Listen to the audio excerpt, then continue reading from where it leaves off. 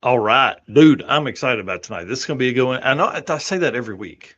I I gotta change up my stuff. Well, guys, welcome to episode 145 of the Drag Driver Pete Show, presented by Summit Racing. This episode's packed. Eric has made a ton of notes for drag and drive stuff, updates, event updates, racer updates, car updates, and then we have two amazing guests. We have Joanna Reid on here. She's going to be talking about drag and drive. We're talking about job stuff, which I think is going to be kind of fun. And she told Harris on the Monoxide podcast that I was listening to for research that she wants to be the Chip and Joanna Gaines of the car world. How cool is that? Yeah. We're going to find out what that means. And then as we shift into high gear, I guess, as we move into the back half of the show, some references here to drag racing. Kevin Smith of KSR Performance is going to be on. Dude, I don't. We got so much stuff to talk about with him. Like it's going to be awesome. So, Mr. Eric White, will you hit the intro when we get this thing started? Yes, sir. Let's do it.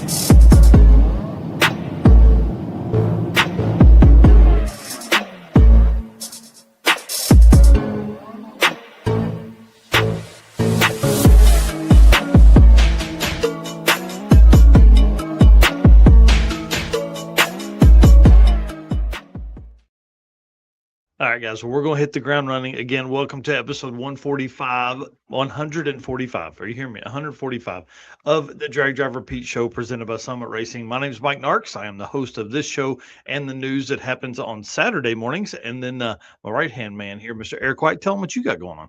I am Eric White, co-host of the show and news. And 45 minutes ago, I was trying to fix a water leak in my basement.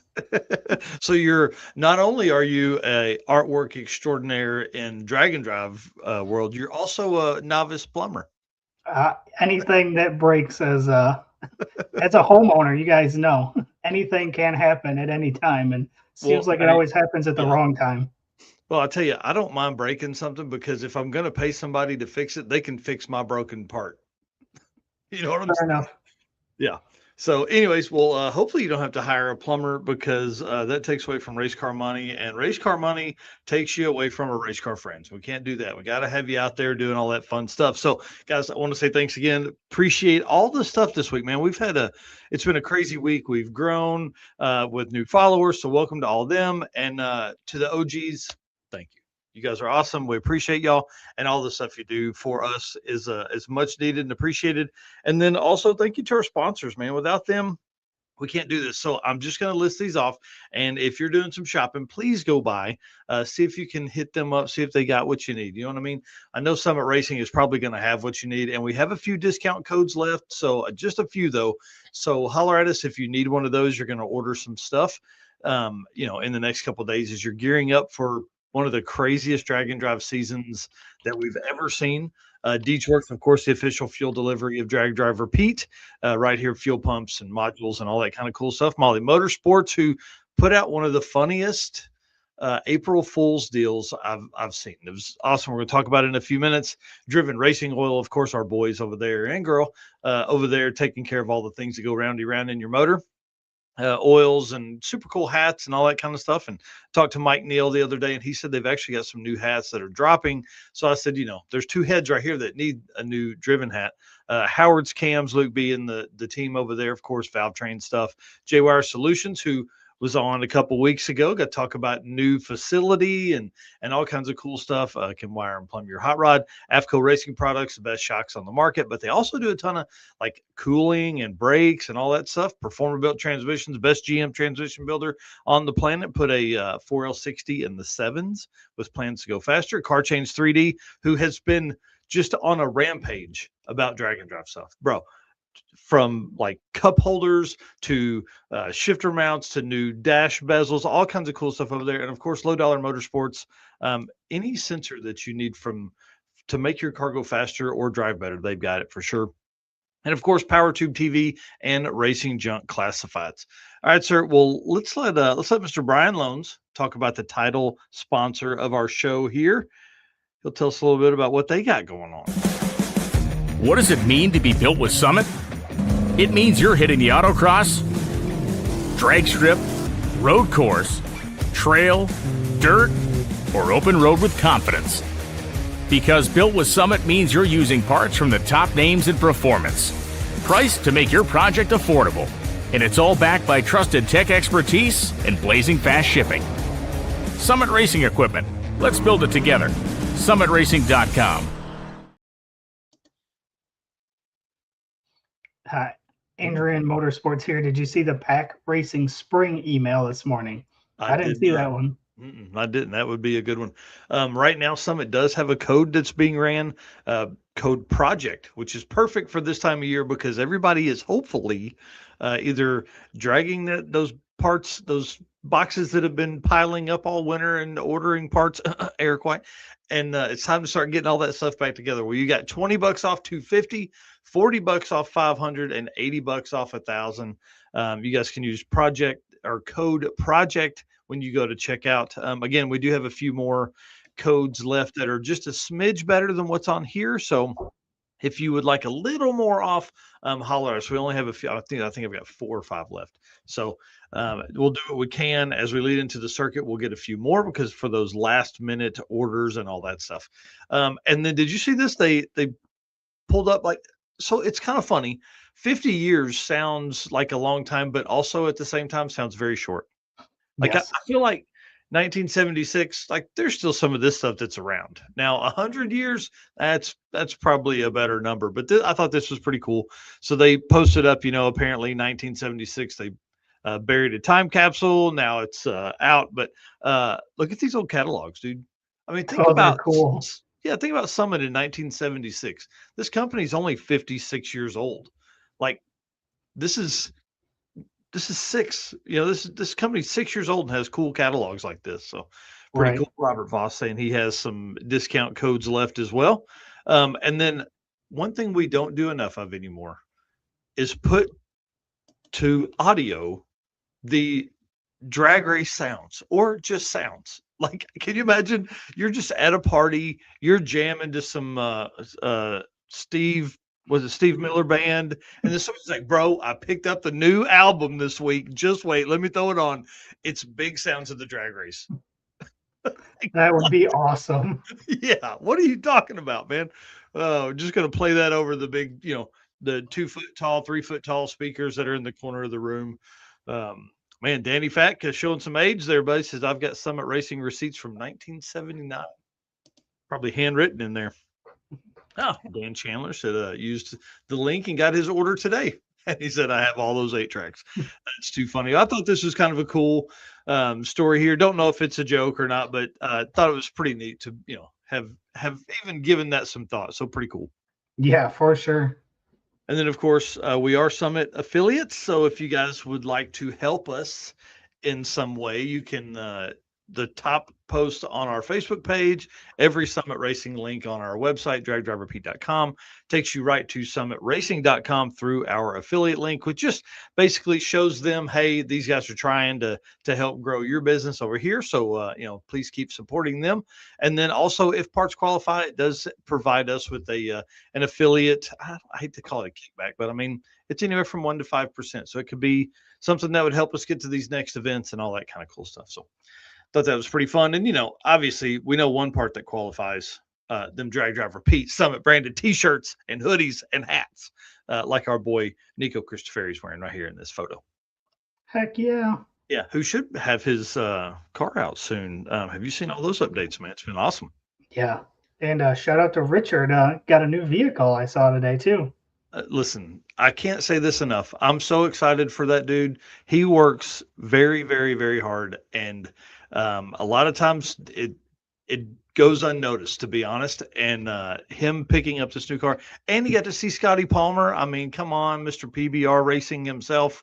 Got to drive down and hang out with him for a little bit and do some filming, and just, I mean, he bought it from him, and then the truck also was owned by Boosted GT before that. So kind of cool, history to a Tahoe that will be perfect for him for getting out and about to events, for coverage. Dude's an amazing drone pilot, is a great editor, puts out some stellar reels, and he'll be at the circuit with us. So it's going to be kind of fun hanging out with him. For sure. Yep. All right. Well, let's talk about some drag driver Pete updates. Mother Road Mayhem being just 18 days from now. There's nothing like waiting until the last second, right? Travis Wise loves me for this. I messaged him the other day. I'm like, hey, we need trophies for Mother Road Mayhem. He's like, bro, I got you. And has some cool stuff in the works. And so finally got the last bit of logo today. And so we should have those in, obviously 6 classes.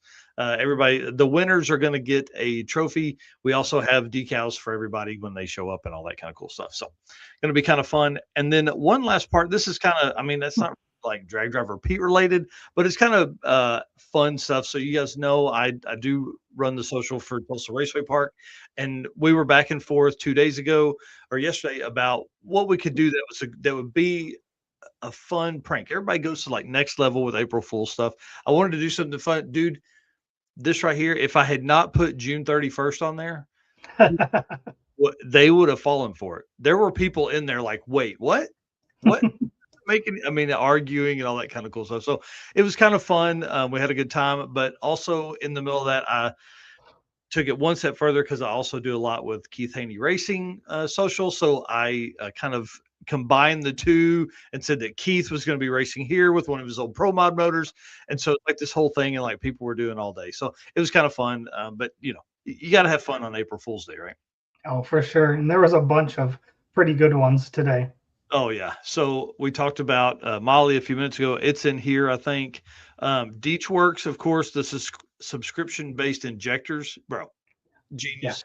Yeah. This own the flow, not the injector. Yeah. Yeah, I thought this was pretty funny. Blythe Life Racing over there saying they went full EV. I mean, we know that would never happen, but great artwork there. I feel like they put in a lot of work on that, and can be appreciated for sure. Ryan Hargett says he's pulling the coyote out. He's going LS. No, that's real. That's real there. Finally, he's light. Eddyville Raceway says they're building a stadium style cover for the drag strip. This is something I wish would really happen. Yeah, I was gonna say, how cool would that be? Obviously, there's got to be ventilation, but like if somebody could make something like that happen, that would be legit. Yeah, it would be very, very cool. Albuquerque Raceway said they're changing from standard time, or like mile per hour to kilometers per hour, because 160 kilometers an hour sounds way faster than 100 miles an hour. I thought that was really good. And then Sean, the What No Way guy, of course, he did Sick Week here a couple weeks ago, and he said he's no longer cussing on the channel. Just kidding. It's April Fool's. So I thought that was pretty good. Yeah, tons of good ones.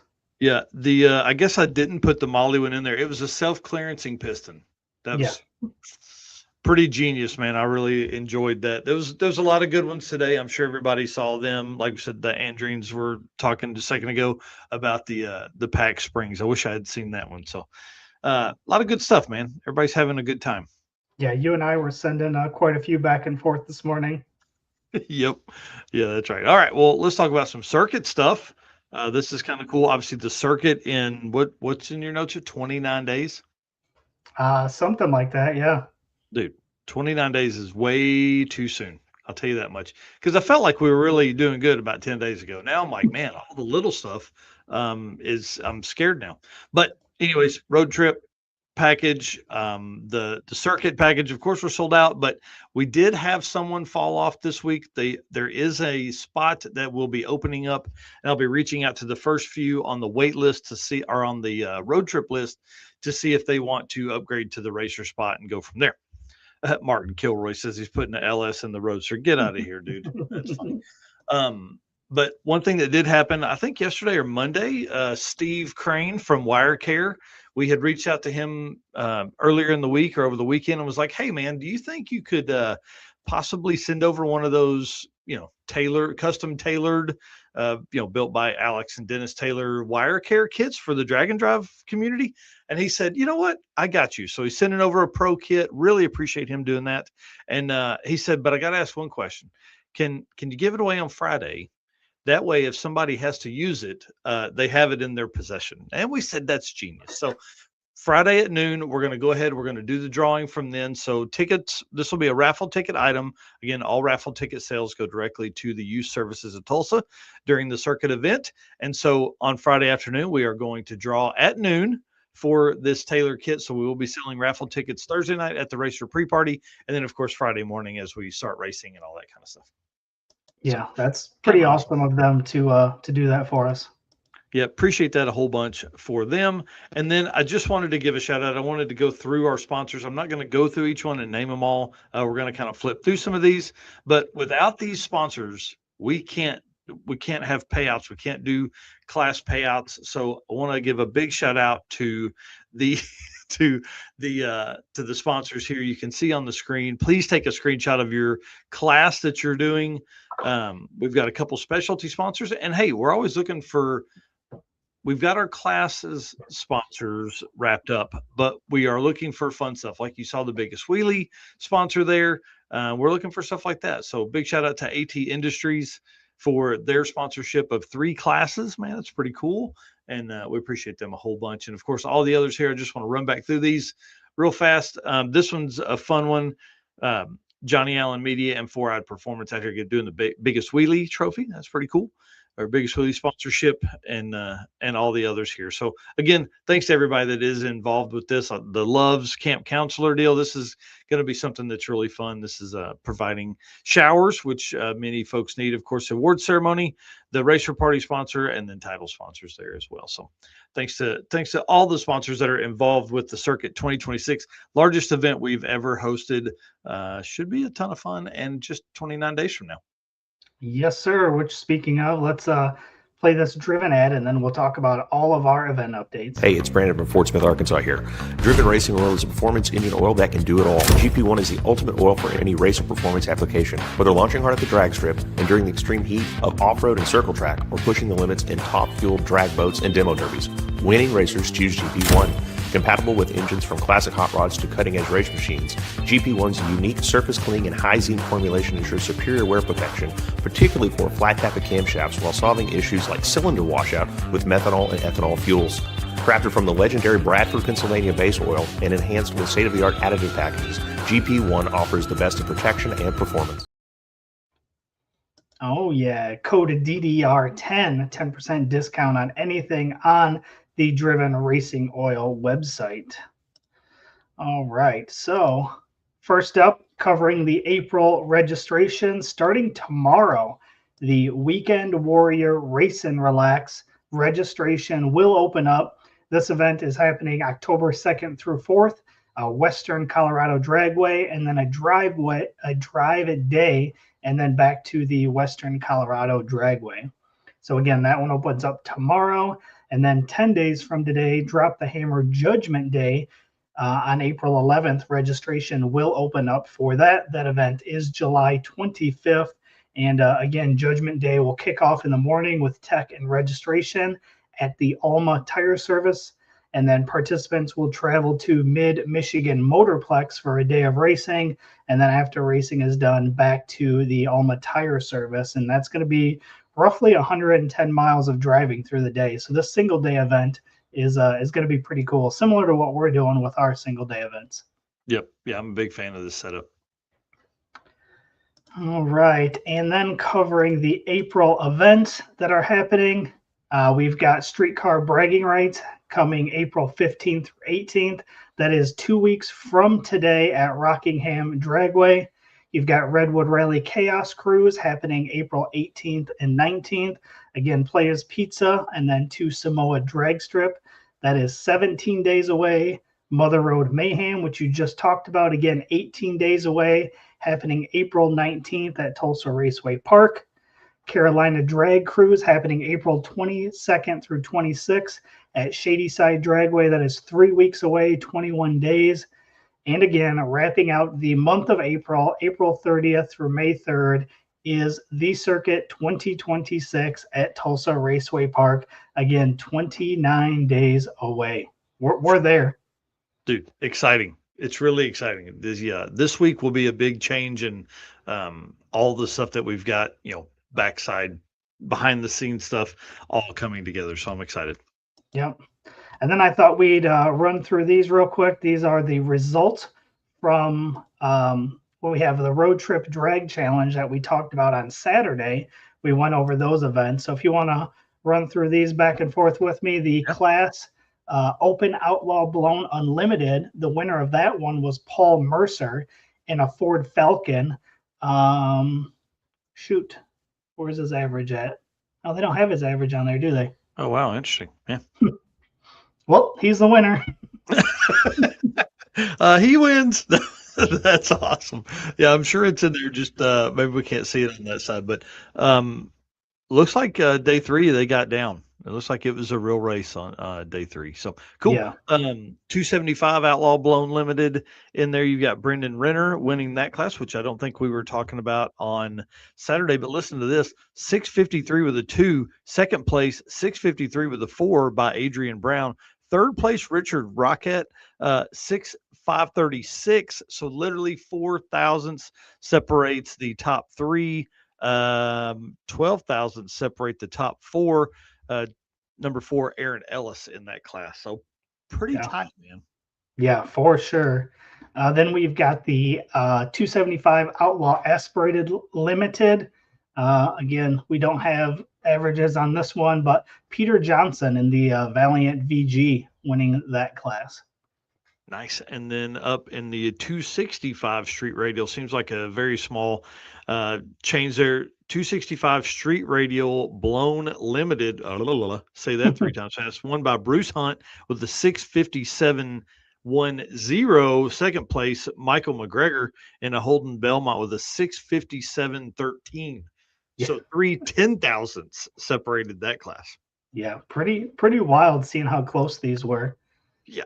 The 265 Street Radial Aspirated winner there was Carrie Rayner. And again, no averages on all these ones that I'm going over here. They won. What's the bottom one there? I'm going to have to make this thing big so I can see it. Michael Nichols takes home the win in 235 Street Radial Blown Limited with a 6.531 average. Dude, second place, Dean Wilson, 653 with a 1 for Michael Nichols. And then Dean Wilson, 653 with an 8. Yeah, these are crazy. And then you see third and fourth there, 654.4 and a 654.5. Holly, wow, bring it on. 235 Street Radial Aspirated Limited, Shane Locke in the Chevy Love, who was winning that one, I believe, on Saturday when we talked about it, comes home with the win with a 650 with a 9. Wow. Yeah, and then second place there's close too. Yep. Man, these are close. Okay, and then Class G, True Street Blown, is Paul DeRue in a Falcon with the don't have the average on that one, but he took the win in that class. Yep.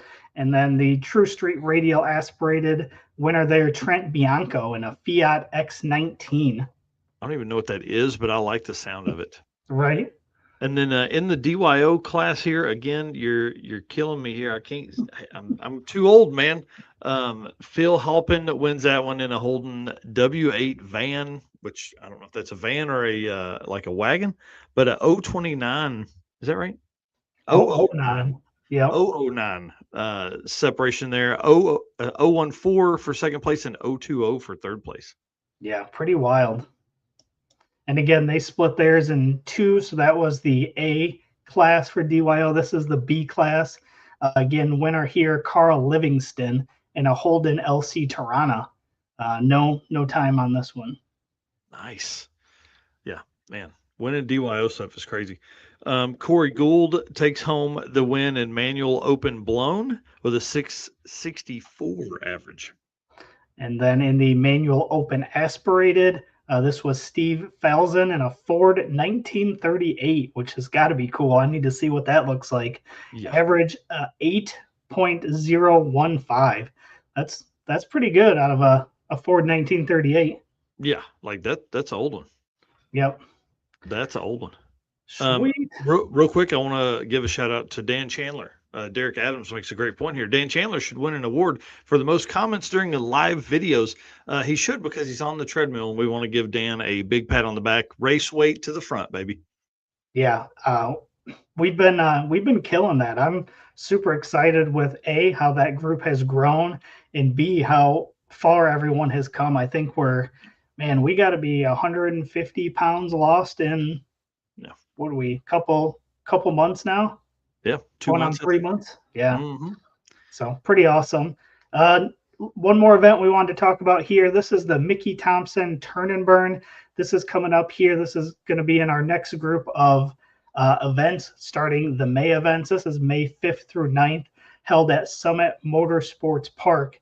And as you guys know, we had those guys on back on episode 135 talking all about that event. So if you want to get more details about that, you can go back and hear all that on episode 135. Yeah, and in the conversation I had, I'm not going to say who said it today, but in the conversation I had today, is that Finnegan is going to be engine swapping Stubby Bob at this event. He's not going to be driving it, but he'll be swapping it. So it's kind of cool. And then Alex Taylor, David Newbern, Tom Bailey, and I think a few more. There was like a list of names that this dude ran off that are going to be there. So this should be a pretty big event. And I'm trying to figure out how to make this work. Obviously, we have the circuit until the 3rd, and this starts the 5th. 2 days of try and buy testing. So you don't have to test on Mickey Thompson tires, but you can use the 2 days of testing just to test, which is kind of cool. But you can also try different Mickey Thompson tires. If you like one, you buy it. And then 3 days of racing after that, 3 days of drag and drive racing at Summit Motorsports Park. Dude, all that for $300. That's a deal. Yeah. Yeah, the 2 days of testing is worth $300. Right. And then they've got a big party on Friday night, and they've got a downhill soapbox derby also during this event. Like, come on, that's going to be fun. Like at the famous one, at the one that they do all the soapbox derby stuff. It's going to be kind of cool. They got adult size ones, so you don't have to squeeze into a kid one, because everybody knows I'm not squeezing into a kid size. For sure. Dane Chandler said he'll be there with the Jimmy. Nice. Have you heard the cam he put in that thing, dude? It sounds awesome. Yeah. A couple more event updates. Like I said, we are loaded up in this one with event updates. May registration coming. Drop the Hammer, North Carolina. There was a post that says, that's right, we are headed back to Farmington Dragway for Drop the Hammer, North Carolina 2026 in September. This year we will be visiting Roxborough Motorsports Park for day 2. And we're adding a new trailer trash class and bringing back the exciting Scooter Wars from last year. Tickets go on sale May 16th for this event. So we will be talking more about this as we get closer to that date, but just a heads up that that's coming. And also, Carl Stansel here posted in our Race Car Friends group, said, let's talk about the shootouts for Drop the Hammer. We have 2 shootouts that will be running on Sunday afternoon with our Hammer Drop start. The first one is a quick 16 shootout. We'll take the 16 fastest passes of the weekend and run them off. It's a chip draw for opener and lane for each round. The next shootout is our close 8, taking the 8 closest ET range batch for the DYO class and running the same chip draw rounds at the quick 16. So last year's quick 16 winner was Bob Morrison in the green Mustang, and Guy Pate in the Camaro took home the close 8 win. So pretty cool stuff here going on with those as well. Yep. And shout out to Shelly Riffle out here saying, darn, that would be awesome if I didn't have Mako True Street, which for folks that don't know, that's like Missouri, Arkansas, Kansas, Oklahoma. It's a True Street class that was run real big in the 90s and early 2000s. It is back. And this answers my question why I was hesitant on being able to go to the Turn and Burn is because that is the weekend of the Throwdown in T-Town. So I will not be going to Turn and Burn. I will be here at Tulsa Raceway Park watching Pro Mods and Funny Cars and Jet Cars and Shelly and Kurt Riffle do their thing as we all race through the night into all that stuff. So that's the 8th and 9th of May. If you guys are looking, it is free general admission. $25 to park your car, truck, RV, SUV, bus, or helicopter. And then 10 spots left for Buckeye Skip. So pretty awesome Ohio-based event coming up. 10 spots almost sold out. So if you're interested in that one, jump on it. They won't be there for long. And the last little bit here under the driven segment here, I couldn't pass up not posting this one. So Rich Woodward had posted this. He said, I switched to driven racing oil this year in his green car. I saw that they had degreaser, which I wanted to try on the rubber on my quarter panels. He said it doesn't work on the old stuff, but he tried it on his engine bay with a power washer, and it worked well. He said he's going to be picking up a case to keep at the shop. So thought this was pretty cool as well. Yeah, big change there. Yeah, for sure. Big change. Well, again, that wraps up the Driven Racing Oil segment. Again, code DDR10 can get you a 10% discount on that Driven Racing Oil or a case of degreaser. Perfect. All right. Well, let's move into some J-Wire stuff.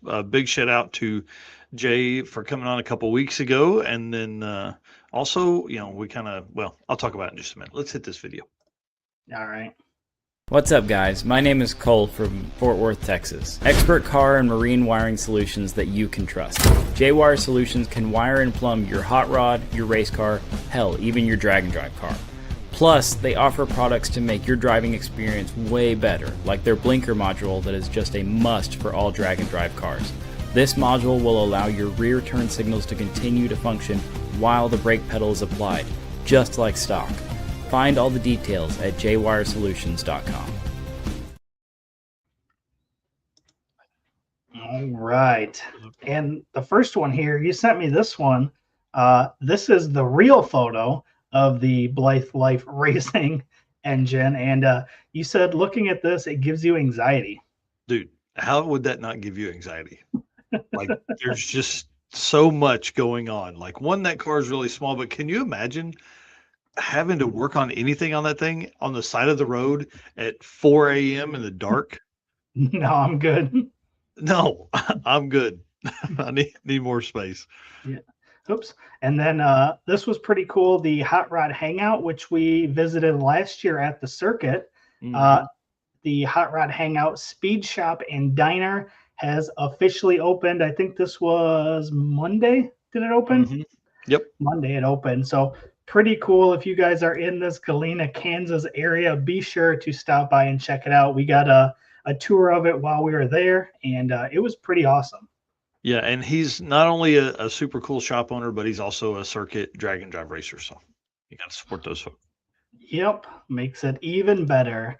And I thought this was kind of cool. I came across this. This was the Mason-Dixon Dragway safety requirement picture. I thought this was just kind of a cool, perfect for a social media, showing you what kind of gear you need for which different time ETs you're running. So genius. Yeah, there needs to be more of that, easy to find, and then now put that in a pinned post at the top of their Facebook page. Right. It's not. I can guarantee you that. I went digging for it later, and it was a few down there. And then you talked about Nico earlier. He made a post in the Circuit Racers group and said when your Plan A car is taking a little longer to put together than you expected, you dust off the Plan B car, and the Plan B car, go cruise it around, and it gets jealous of the Plan A car's new parts, so it decides it wants new parts too. He says there's plenty of time left, right? 29 days. And said couldn't have happened pulling into a better place, though, at Jason Hurley's shop, home of Meltdown Race Engines. We'll be there in something, ready to have some fun regardless. Can't wait to see all my race car friends. Dude, that guy has the best luck. Yeah. If it's going to break, that's the spot to break. That's true, for sure. And then the last little bit, wanted to highlight, man, the the tailors, we were talking about the tailored wiring kit earlier. I don't know if you've been watching, but their posts of their trip down Route 66 has been awesome. Dennis, Alex, Megan have all been posting tons of pictures. So I grabbed a few of them here. It just looks like a ton of fun. If you haven't been watching their YouTube videos on this, you need to. Dude, they were on the side of the road with the Nova it was really, really dark. I don't know what time it was, the time that video ended, but it was really dark at night. Yeah. This was a cool photo here too. Mm-hmm. Yeah, to be in the same spot. That's the part of the video I watched today was the Mary's Diner part. Yep. And then, like you said, stuck on the side of the road. But again, tons and tons of fun. This is we've been talking about it all year, the 100th anniversary of Route 66.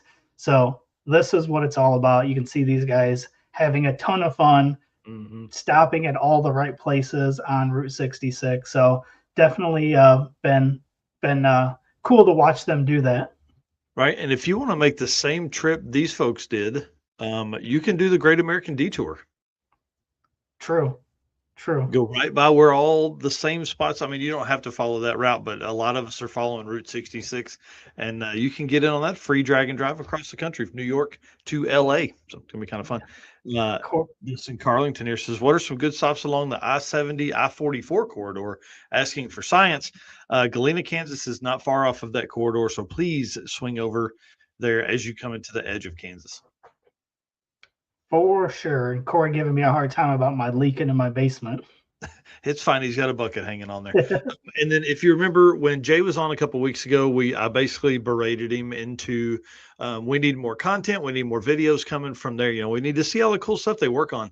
And you guys are going to see a new video drop tomorrow on both his Facebook and YouTube. So big shout out to Brian. You know, I told Jay during that video that we would provide 2 full edits of 2 videos, and he's using one of them right now.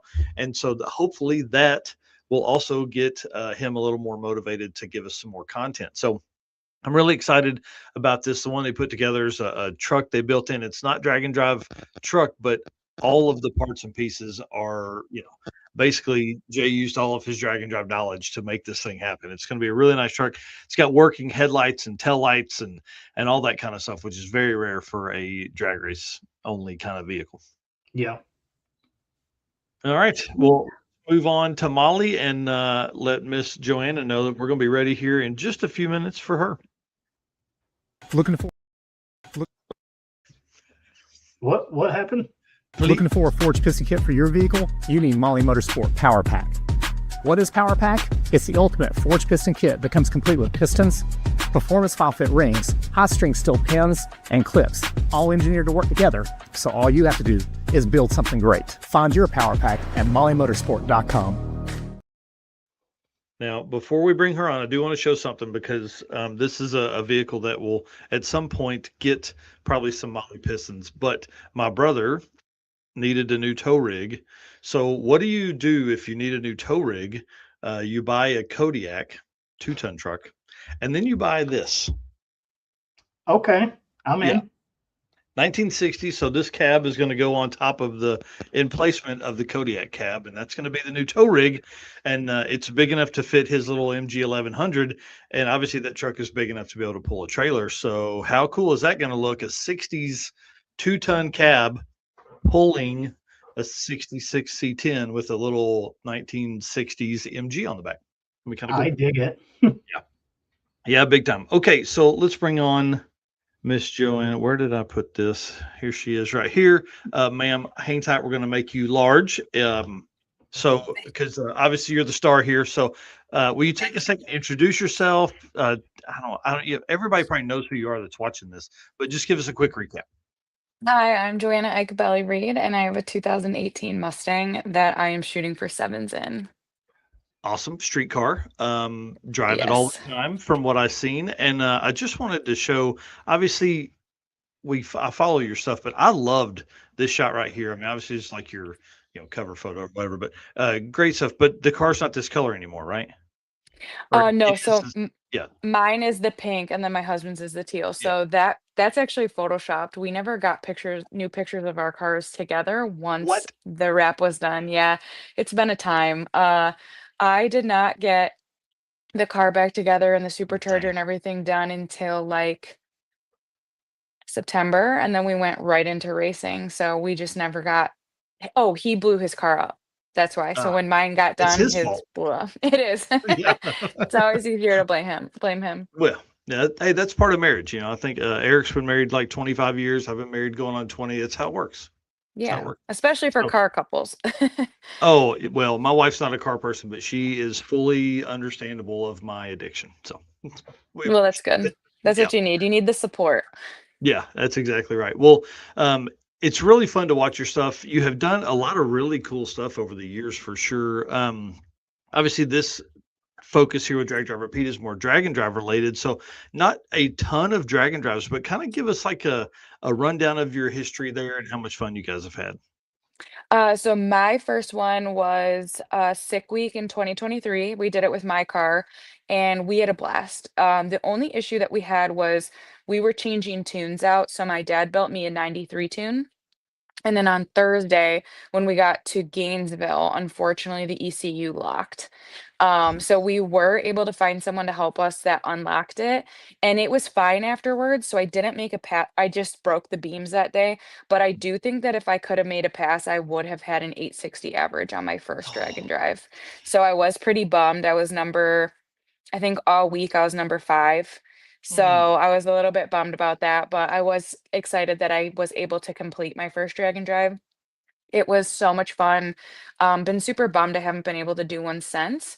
But then I did some contract work with Tom Bailey. So I actually shot Route 66 in 2024, and that was insane. Never been in 66, a lot of states I hadn't been. So that was awesome. And then we did Michigan miles, but I did Sick Ward because my supercharger was a week late and a dollar short. So my car oh, did not make it. Yeah, so that was not fun. But I didn't think we were gonna have as much fun as we did being from Michigan. So mhm, being like a Michigan native, I was like, oh, it's all places we've been.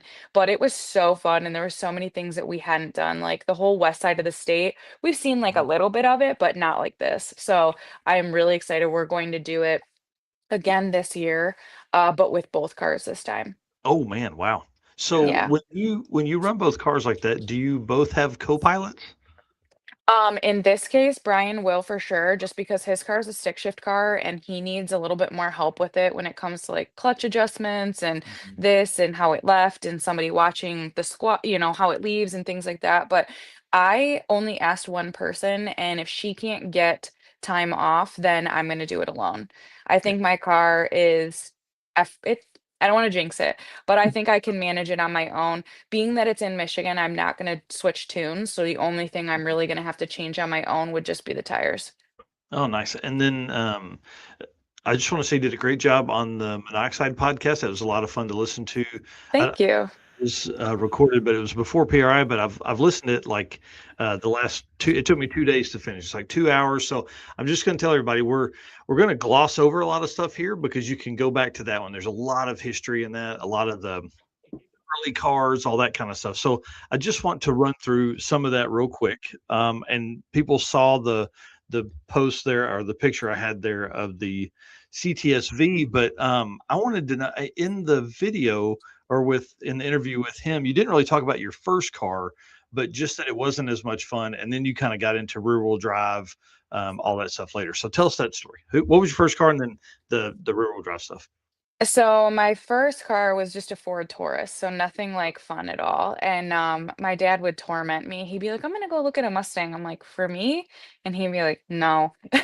Or he'd be like, "Yeah, I'm gonna get it, but it won't be like for you. We'll like share it." And so I know Oh, what that means. That means it's for him, and he's gonna tell my mom that it's for me. yeah. So I did not get a Mustang. I actually waited and I bought one when I turned 20. So I bought a 2007 GT. I actually watched it at the dealership for about 6 months. I passed by it going to Wow. college, and they had it up for 17,000 with 20,000 miles on it, I think. It was pretty low. And one day I was like, my dad would set like parameters. So my dad's like off the boat, really strict Italian. So he would set like these parameters. He would be like, well, I want you to have ollies in school. I want you to have $20,000 saved. I want you to have this. And so every time I would hit these milestones, he would be like, yeah, you have to do this. And I finally was like, I'm 20 years old. I was like, I've hit all these milestones. I'm doing really well in school. So I went to the dealership and this would be unheard of nowadays, but they actually let me take the car and I drove it about probably 25 minutes away and I drove it to my Wow. dad's shop. And I was like, Dad, this is the car. I want to buy it. I've been watching it for months because I really wanted a new Edge. I really wanted a Mhm. 99 to '04. And my dad said that he would help me with paying for insurance for the first year. So, but he called and they were like, it has to be an '05 and newer because it'll be less expensive because of the safety and the tech in it. And I Interesting. was heartbroken because I didn't like that style as much. Yeah. I loved the new Edge and the 3 valve was like, okay. So, he looks at it and he was like, this is one of the less junky ones you've brought to me for me to see. So he checked it out, he drove it. It was bone stock, it was dark gray, and I drove back to the dealership, and then him and I, came back the next day and bought it. So I That's had that awesome. car. Yeah, it was I had a lot of memories in that car. I met my husband in it, and when I met Brian, I was like, "I kinda wanna be more serious, like, I wanna have a faster car," and because that's what my dad kept saying, like, my dad was like, "I've already lived it, I've already done this, like, if you wanna do it, you need to be with someone that Oh, supports you wow. to do it too." Yeah. Not that he was, like, leaving me on, like, out on Yeah. the side of the road, but, he was like, "You guys'll get it. Like, whoever Mhm. this boyfriend is, like, he has to help you." So I was like, "Wow, great. Like, what am I supposed to do? Like, put on my Tinder that you must have truck trailer and wants to build race cars?" So, thankfully, I got really lucky and I met Brian at a car show, and so I met him in that Mustang, and then he had the SN that we still have. That's awesome. Wow. Yeah, so Ho how long it's have been y'all been really cool. together? This summer will be 11 years together, That's awesome. 7 years married. Wow. Yeah. Congratulations. That's so cool. Th Thank you. So, yeah, it's been car related from the very beginning, and then when I told him I wanted to be more serious, we were only together for, like, 4 months, and he was like, "Hey, like, a CTS-V is kind of in your price range," and I was like, "I don't Are you sure?" I was like a totaled one?" And he was like, "No, like a nice one, like a nice CTS-V would be in your price range." And I was like, "Are you sure?" Because I was looking for something that was factory supercharged, and at the time, Mhm. I just didn't want a Shelby because I didn't want to relearn and have a manual because my first car was an automatic. And, we saw one that was local, and it was December, so none of these dealerships, like, had them outside or wanted you to drive them. And, my husband sent me a link, boyfriend then, and he was like, "Hey, like, we should go check this one out." So we go to the dealership, and it was actually a friend of my dad's, that was the general manager. So he was like, "Sure, you can drive it." He lets me drive it, and of course, our December was really mild, and then it started to snow that day. So I was Oh, like I'm rude. like, Can I drive it?" And he was like, "It has Blizzaks on it." He's like, "That's fine." He's like, "You can go take it." So I go take it, and I was, like, going under a viaduct, and it's, like, sliding. I'm sliding through all the lanes. I've never driven, like, a rear-wheel drive car in the snow ever at that point. Um, and, I hear the supercharger whining as it's sliding, and I just turn around, and I was like, "I'll take it." Yeah. Yeah. Yes, please. Yeah, that was it. That was the most fun winter I had ever had at that point in my life yet. So, I had that car for a couple years, and then when the 18 Mustangs came out and they were just so effortlessly fast, I was like, "I'm a Mustang girl, like, I need that back." But, You need to be back um, in that. yeah, it was a scheme, like, kind of with my dad. So, we sold the CTS really quick because it was a rare color. They were hard to find in that color, so we put it up, and basically by the end of the day, I was like, "Man, did I sell myself short? Like, did we put it up for too cheap?" But the Mustangs, like, people were putting superchargers on them and going like 950, like, no problem. Yeah. So I was like, "Well, I want that."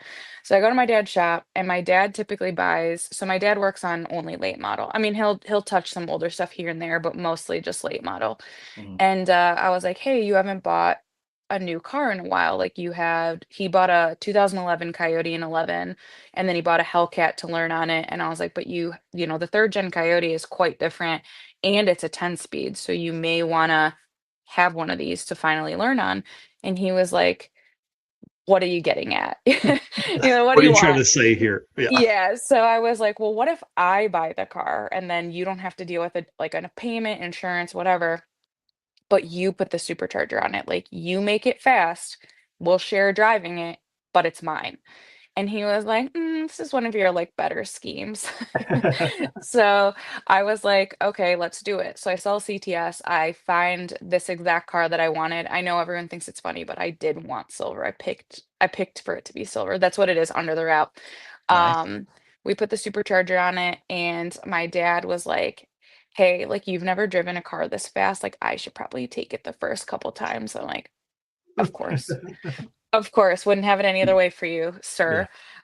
So my dad takes it and I right hope off my the daughters trailer. listen to this. It's come a long way. We've come a long way. You got to have a little sass in there, but Yeah. you have to troll each other, but Yeah. he takes the car down and it goes 960 off the trailer first pass. Wow. Wow. Yeah, That's so awesome. yeah, it was really fun. And then he had a Hellcat at the time. So it was like a little rivalry of like his Coyote at the time I think had gone like 9.0 or maybe in the eights, I don't remember. But the Hellcat was like right around 950, 930. So I actually went faster than the Hellcat at one point. So it was like a fun little rivalry. But yeah, it just progressed and was a slippery slope because that's like I did a video recently because I just went turbo 400 on it. So I had the car for 7 years with a 10 speed in it. Wow. And I went 840 on the 10 speed. I think I could have went 7 on it. But this is a story I haven't really told. The reason why I finally went 400 was because I was having a ton of drivetrain issues. And it was really just the engine, this, that, and it was down for a year. And I had never been, even if I had an issue, we would get it apart in November and by April it was back together. But this year, it was 20, it was the engine that came out after 23, after the drag and drive. So that engine came out perfect, immaculate, no problems. We actually cleaned it up and put it in Brian's car. That's how Oh, little of wow. issues it had. We took it out only because my dad and my husband were like, it might be time for you to build something a Mhm. little bit more serious. So that more serious one was nothing but problems for 2 years. So I had issues. It was this, that, this, So the what you're sleeves saying dropped. is 850s is like primo stuff. Yes. Sweet spot. Yeah. Yes. You know how Well, we they we say, say it all the time. yeah, I know. Yes, it's the same thing. Like once you go past that threshold, it's like what I tell people, when they say like to not flush your transmission fluid, but like drain it and add more because you let like the magic out. Yeah. Have you heard that? Oh, yeah. That's what I feel like happened when I took that engine out, all the magic was gone. Like it was just such a pain after that. So the 10 speed never gave me a problem. That 10 speed had just clutches, stock converter, and I had it in the car for 4 years. So like Wow. everyone hates the 10 speed except me. I am like a diehard. I would go back to it in a minute. I would buy Yeah. another car that has it. But my dad is also a tuner, right? So like he sits and he's very well known for his transmissions. Like someone else tuned the CTS because he didn't do LS tunes at the time, or they would help like walk him through it. And the minute I drive away, I was like, Dad, this thing is shifting horrible. He Mhm. comes back and he yelled at the guy and he was like, why would you leave my daughter's car like this? This is awful. So he redid the whole transmission tune. So like he's just tuners are nerds, no offense, Yeah. but like he's Yeah. just Oh, yeah. king No, yeah. nerd. Yeah. Yeah, he's just king nerd. So like he's king transmission nerd. So that transmission was like still makes me sad that I did it. But That blows my I mind just that you were still on a stock converter going that fast. Yeah. yeah, stock converter, Wow. foot braking. So Sheesh. I did a 1.29 60 foot braking. So that was like a little bit of motivation too. Like my Brian's always like a instigator. He like dropped crumbs and was like, well, you could have two-step, and you could pull it up higher and you could leave a little harder. And it had been 7 years with the car being fairly the same. So I was Mhm. like, I'm not ready to go turbo. I was like, all right, I was like, I just want everything to be brand new once we get it figured out. So new engine builder, new this, new that, new transmission, new drive shaft, even though those components weren't the problem. I Yeah. just wanted like the peace of mind of being like, I can get in this and it's going to be fine. So I only was able to make like in 25, I want to say I was only able to make like 6 passes once we got it together, and then the weather Mm. got bad, and I went 830 at 170 with a 124 60 foot, and that was also foot braking. I still haven't used the trans That's brake yet. insane. Like, Wow. Yeah. it's I still insane. haven't used it. So I actually, this is insane for people to hear too. I have been drag racing for 16 years and have never used a trans brake. So I'm a little What? terrified of it. Yeah. Oh I've my only ever gosh, that's foot gonna be braked. awesome. Yeah, Yeah, I you're gonna used love it. it. Yeah, I'm excited, but I'm like scared at the same time. Like, so we used it at the back of the track. So like I have like the feeling of it, but I like got out of it obviously. But Wow. yeah, I'm really excited for it this year. I think I'm going to Speed Fest. I have a spot, and I'm gonna do the 850 drag and drive. And Mhm. then I'm probably gonna take it easy like all of June and July. And then August. Have you guys ever heard of the Dream Cruise? Mhm. Yeah, okay, so Oh, being yeah. from the Metro Detroit area, Yeah. we're not far from it, and we go there like all summer hanging out. So I'm gonna like keep it in a bubble, just drive it, and then in August I'm gonna do Mhm. that, and then Michigan miles because I was really upset when everybody else got to have like really cool rollers on the Yeah. bridge. That's all I wanted was rollers on the Mackinac Bridge. I didn't care if I even raced, so I just wanted that. So this year I'm like, we're keeping it in a bubble until I get up there and get pictures, and then the rest of the season doesn't matter, which I say that, but I really want to try to get into World Cup again this year. That's awesome. Okay, well, let's. I appreciate you telling that story. I can't. That's so crazy that you left on foot brake and went 840s and a 10 speed with stock converter. It still blows my mind. Okay, let's move into the post you made the other day. This Okay. is kind of cool. We don't see it, I don't come across them very often. But you were like, "Hey, I've done freelance stuff for a while. I think I want to look at maybe getting a job, right?" And so, just wanted to give you the opportunity to tell people that are maybe watching this. We have some folks that watch from, all the brands that sponsor us and stuff like that. Like what you do, what you're good at, and I think probably like what would be the dream job for you if you're, going to go do that. So I actually had my dream job. I don't know how much you know my background of working, but I was at Motor Trend actually, and I was an account manager with them, so I was helping with like Dodge accounts and some GM and Ford. And then they moved me into an influencer role. So I was actually the plan is I came up with this idea to do essentially an automotive version of Barstool Sports. Mm. So we were going to have all automotive content, people contracted with us that owed us like a certain amount of content. So we always had stuff to post. And then if somebody was like, we loved them, I'm just going to use like a girl, for example. So Lacey Blair was our main example. She does a lot of truck content. Our plan was that is if her stuff did really well, let's say, then we could bring her on and she could be like a guest with Alex Taylor at the time, like Mhm. while she was a host. That was like the idea. It's like if Ford called and said, "Hey, we want a girl that drives a Super Duty, blah, blah, blah," then we could present her. So I was supposed to be managing 350 influencers. Oh, Um, what? yeah, Jeez. it was wild, but it was gonna be fun because they were a really fun group. And then we were gonna bring them out to events. So like they could come to Power Tour, they could come to Mhm. Drag Week, they could come to any event that Motor Trend offered. But we got bought out by Warner Brothers Discovery within a Mhm. few months of that. So I got laid off with like probably two-thirds of the rest of the company. So I Yeah. started my own business because I couldn't really find anything in this economy. But a goal of mine would be I want to be an account manager again. Influencers, I love working with them. But I really just love the pure side of marketing. Like I want to be branding. Um, I really like the image of things too. So like I've kind of evolved now that I've been in like all aspects of it, but I really just want to set up like, hey, you should talk to this person. Don't say this. Let's make sure we do this, get this advertising. So I really love that side of it. I would like to eventually work my way away from doing content for other people. Mhm. It's Interesting. fun, don't get me wrong, like, I will do it, but I just really love, like, the branding and the trending and, like, staying on top of stuff like that, um, like, like, I would like to hire someone to be my, content person, like, I feel like I've gotten a little bit too old, like, I need, like, a Gen Z person that'll do it for me. Preach, sister, preach. Yeah, I need somebody that'll do it, like, very cheap and, like, stay on the trends and, like, make all the goofy edits because that's what everybody wants now. Because I Yeah. work with somebody at TikTok and they're like, "Well, have you thought about making it make more noises and sounds and the jingles?" And I'm like, "No, but I guess if I have to, you know." Yep. Oh, hey, that's the way it goes. Well, that's pretty cool. I appreciate you kind of being Thank you. vulnerable there a little bit, kind of going into some of that.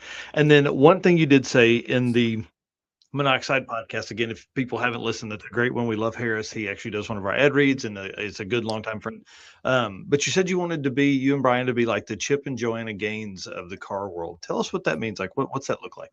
So I love how their show is edited. So it gives me kind of like a little bit of like an office vibe if you've watched Mhm. that. But basically like they'll be crashing, doing some crazy stuff, doing demo, and then they'll have like Joanna on the side and she'll be like rolling her eyes. And I'm like, oh, that's us. Like that's so Yeah. perfect for us.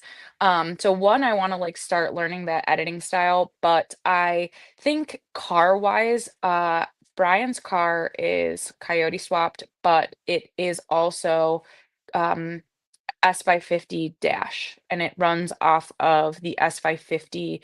Um, well, it did. It had the S550 electronics, but he is actually going Holly this winter. So, or Oh, this year. So we have all the Holly stuff. He just hasn't started it yet. So, I would eventually really love to start a business where we will either take customer cars on or we will buy SNs or new edges. Well, I guess they're all the SNs, but you know what I Yeah. mean. Buy them and then we will start buying wrecked S550s or 650s if we get to that point, and then turning them into customer or production cars. So Mhm. it would basically be like, I guess I use Chip and Joanna so we have like a show idea because we haven't Yeah. posted on YouTube in years. So I would like to eventually go back to YouTube and like have the long form. So it would be like us finding wrecked cars, kind of giving the relationship with the car too. Like my plan is to hopefully buy new edges that have like really good paint but need a motor or need interiors or need a trans, and then we would do the whole swap on them because my husband has hours and hours and hours of CAD into his car, like brackets he created. The door panels are custom, so they're S550 SN hybrids. Oh, wow. Um, where we moved, so like he cut into the firewall, but we didn't move it. But to keep the center console, he closed off the original transmission hole and then he like moved it back. So just all the time and effort that we have into like Mhm. custom panels and things that we fidgeted with and things like that, like it's hard to explain to people. So it's not that I don't think they're capable of doing it on their own, but it might be easier if someone were to say, "Hey, will you guys just do it with for me?" So Mhm. that's like what Yeah. I'm hoping to do. Hope we Well, wouldn't and like not take it to the level of his car, like his car's cage and it's face plated now and all Mhm. adjustable clutch. Like I wouldn't want to do that. I would want to do like if his car is like a stage 3, I would build everybody like stage 1s. Well, and to be honest, like there's a lot of people that have or had like I'm 45. You're much younger than I am, obviously, but when I was coming up, that was a cool car, right? Like I had a friend. I graduated in '99. I had a friend that had a '95 GT. Would love, I'm sure he would love to have that car back, but with all the new stuff that he's used to in his 2022 F-150 that he drives. You know what I Yeah. mean? Like Oh power yeah. windows, Yeah. locks that all work. They don't rattle and shake and do all that stuff. Yeah, it is really cool, like, when you're cruising around and somebody looks and they're like, "Is that Apple CarPlay?" So it has, like the Apple CarPlay works, the backup camera works, the actual this is a question we've been getting a lot recently is how do you start it? It actually starts off the well, it's a stick, so you can't remote start it, but, it will work off of the power button on the dash. Interesting. So That's it so works cool. like, if you use the S550 key, it'll pop the trunk. Yeah, see, that's the kind of stuff I love. That's the nerdy shit that that I right. enjoy because like I mean, taking again, old cars and new stuff, like C10s with LSs. I mean, like those, they start, the one I have, I would drive it anywhere, and my plan is to drive it 10,000 miles this year. Like you can do that because you can go get late model parts. You can go get all the easy stuff people can pull in. They can, plug in an OBD2 reader and then go inside O'Reilly's and get a part. Right. It's not anything crazy. So yeah, that's super cool. I think that would make a pretty good show just because the repeatability of it, because then you can focus more on the story of the car Hmm. instead of like you're building something brand new from scratch, like a lot of the shows are, because it's different. Every car they build is different. It's these new dramas and pieces and all that. It's more, find my friend. I'm going to give him, shout out here. Aaron Mick would be awesome, because like he had a car in high school. He could tell those stories and have that fun and tell those memories in that show. And then you're like, hey, this is your finished product. Here you go. And you're driving away and you're just replicating that every time. I think it'd be really cool. Yeah, yeah, thank you. That's what we're kind of hoping for because we actually just had somebody, so we're doing a different version of the door panels. So we just had someone scan them. So we're going to be able to like sell it as a package because Mhm. they were like, oh, someone said told us that we were going to have to build 5 sets and they were going to be like 4 grand a piece to do it. And then people were like, we can't afford Yeah. we thought if they were like 1,000, then we could start selling them. But the swap is just not, it's not, it's not popular enough at this point to Yeah. make it worth it. So we're basically using ours as like a dummy, But like you said, like the car has the story already for us. That's why we did this Mhm. because Brian bought it in '09. He drove it to college. We Wow. met in it, stuff like that. And it was his uncle's. So it just Oh, like cool. yeah, so that's the story too. Because it's a little bit of a controversial swap actually. People are a little bit upset when they know the Mustang's history because a woman named Emmeline King designed the interior, and she was the first Black designer that Ford ever had. So she Oh, was the first one to actually like be the lead on it, and I had Wow. the opportunity to meet her, and she is the coolest woman. So Yeah. when people like say that, I'm like, well, first off, I appreciate that you know your history.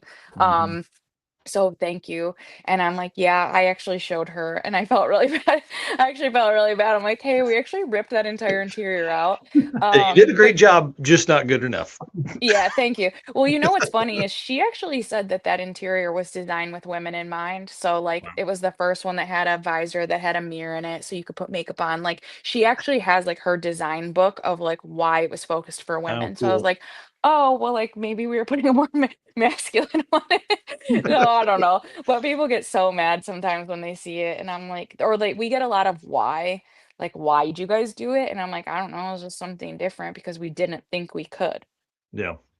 And I mean, listen, new parts and old stuff is cool. That's Yeah, I the agree. reason. well, All when right. most Well, people think of like a resto mod, they think like, 70s, yeah. 80s with new stuff, but really that's what it is.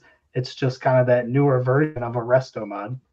Yeah, and I feel bad. I hate breaking people's hearts, but like technically it's a 94. So technically it's a classic. Like Oh, guys. ugh, I know, I know. Oh, I know. I asked my oh, husband the other day, I'm like, "Oh, do you want to renew your plate and get like a vintage plate?" And he was like, or a classic plate, and he was like, "No, don't say that again." oh, ouch. Hurts my heart. Yeah, so they're cheaper. They're cheaper to register in I'm with you. Michigan, so that's why, but he's like, Yeah. "No, it's fine. It's fine." Oh my gosh. All right. Well, tell everybody where they can find you, and thank you for coming on tonight. We appreciate it a bunch. Oh, thank you guys. I appreciate you guys thinking of me. So I go by that 1320 chick on all my handles. My name is on Facebook, so it's just my first name, Joanna Icabelli Reid. And I'm gonna go back to YouTube, I promise. We just been on TikTok's just so quick and easy, so I've just been on there a lot. That's where we have like most of the updates right now. That's awesome. And where do they find you on there? That 1320 chick. Sweet. Cool. All right. Thank you. Well, we appreciate it. Thanks so much. We'll see you soon. Thank Yeah, you guys. thanks. I appreciate it. Yep. Bye. Bye. How cool, dude. Yeah, that's super cool. Yeah. Like I said, that whole like resto mod type thing, like Yeah. everybody thinks of it as like you got to have this like 70s or 80s like vehicle, but I mean that's exactly what they're doing with a 90s Mustang, just bringing in the new stuff. So Yeah. it I is mean, really cool. for her to stab me right in the heart and say, God, it's vintage, it's classic, 1994 So old. Ugh.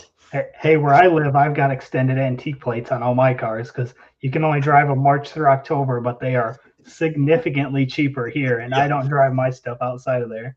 Yeah, the old truck, when they first asked how many miles I plan to drive it, I said, I don't know, 5 or 6,000 miles. They're like, oh, no, you can't have that. I was like, oh, I mean 500. Right. What are you going to do? Anyways, well, thanks to her for coming on. And again, if you want to listen to a lot of her full story, you can find her on the Lacey Blair podcast. You can also find her on the Monoxide, Minnoxide, with our buddy Harris. It's a great episode. It's like 2.5 hours long, and she really dives into a ton of the stuff that they have going on and more stories about everything we talked about here tonight. So, but also, if you are hiring, she's looking. I mean, it sounds like she's, had her perfect job, has changed up some things, wants to go back to that. So sounds kind of cool. And big shout out to Molly and the team over there. Appreciate them doing what they do for us. And we're going to thank some sponsors and race car friends, and then we're going to bring in Mr. Kevin from KSR Performance. So I'll let you handle this one, sir. All right. Appreciate all of our race car friends again here watching, making comments. We can't do it without you guys. And I look forward to seeing all of our race car friends here in 29 days at the circuit. And our sponsors, can't do it without all of these wonderful companies that support us.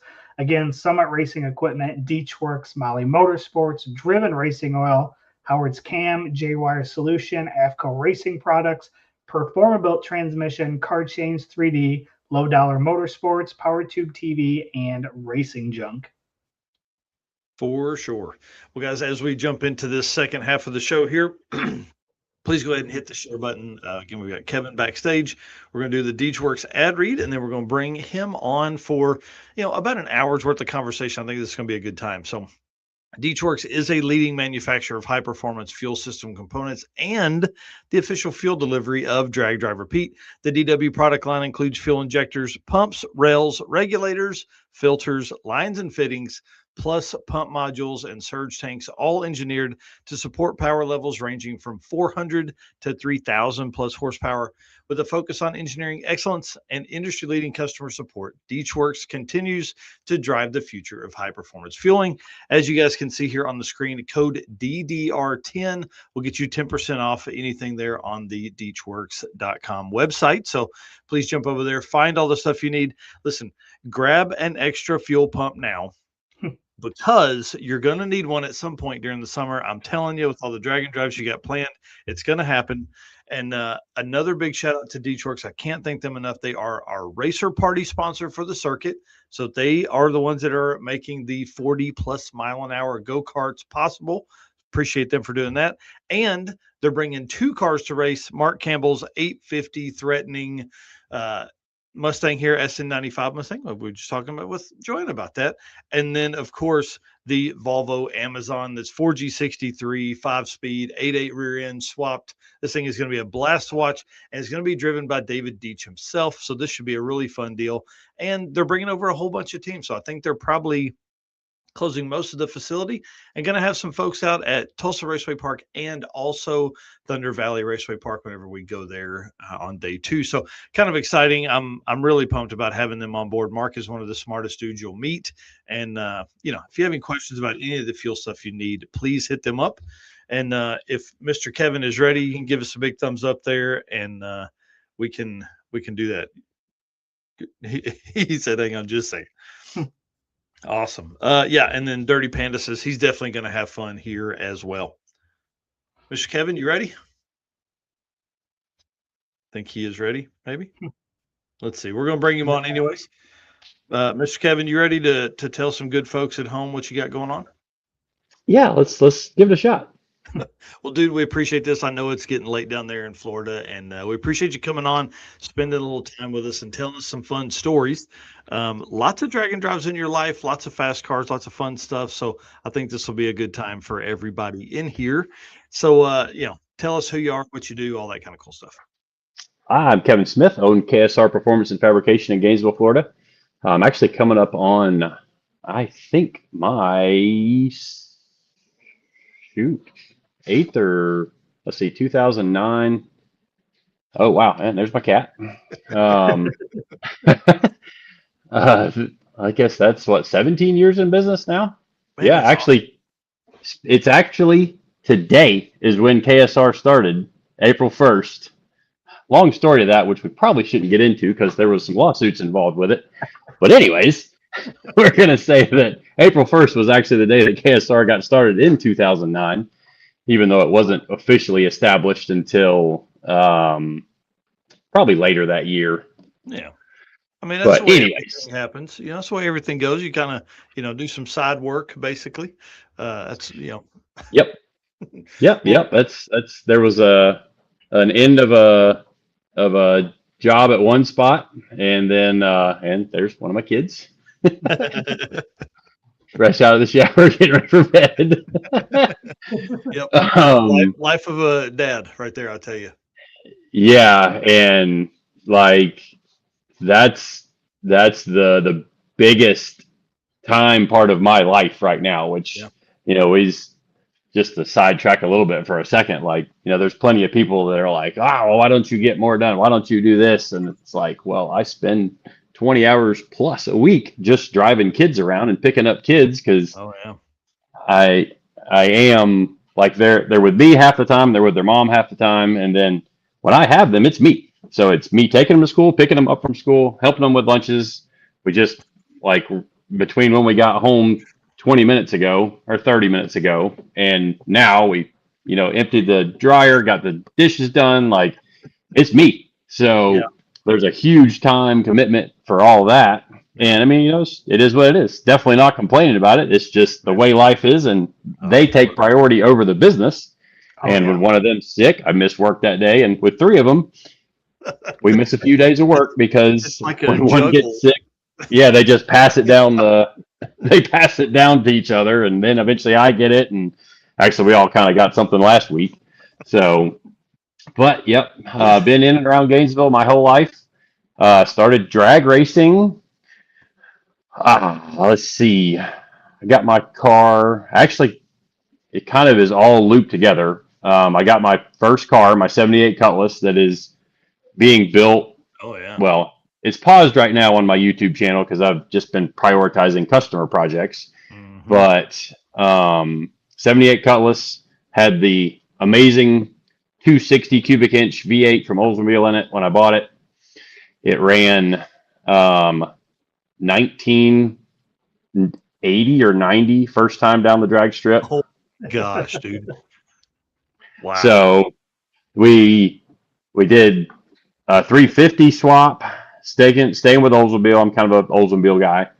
And we stayed with Oldsmobile, put a anemic 350 in it, and it ran as quick as I think 13s with that engine on motor, and then tickled it into the 12s with a little bit of nitrous. And then I built an engine, still stock head, forged pistons, better connecting rod, but still factory Oldsmobile heads. Actually got to test an intake for Edelbrock back in 2000, or that probably would have been 2000, the small block Olds Victor. Yeah, I was one of the first people to get one of those and test it for Edelbrock. So that was kind of cool.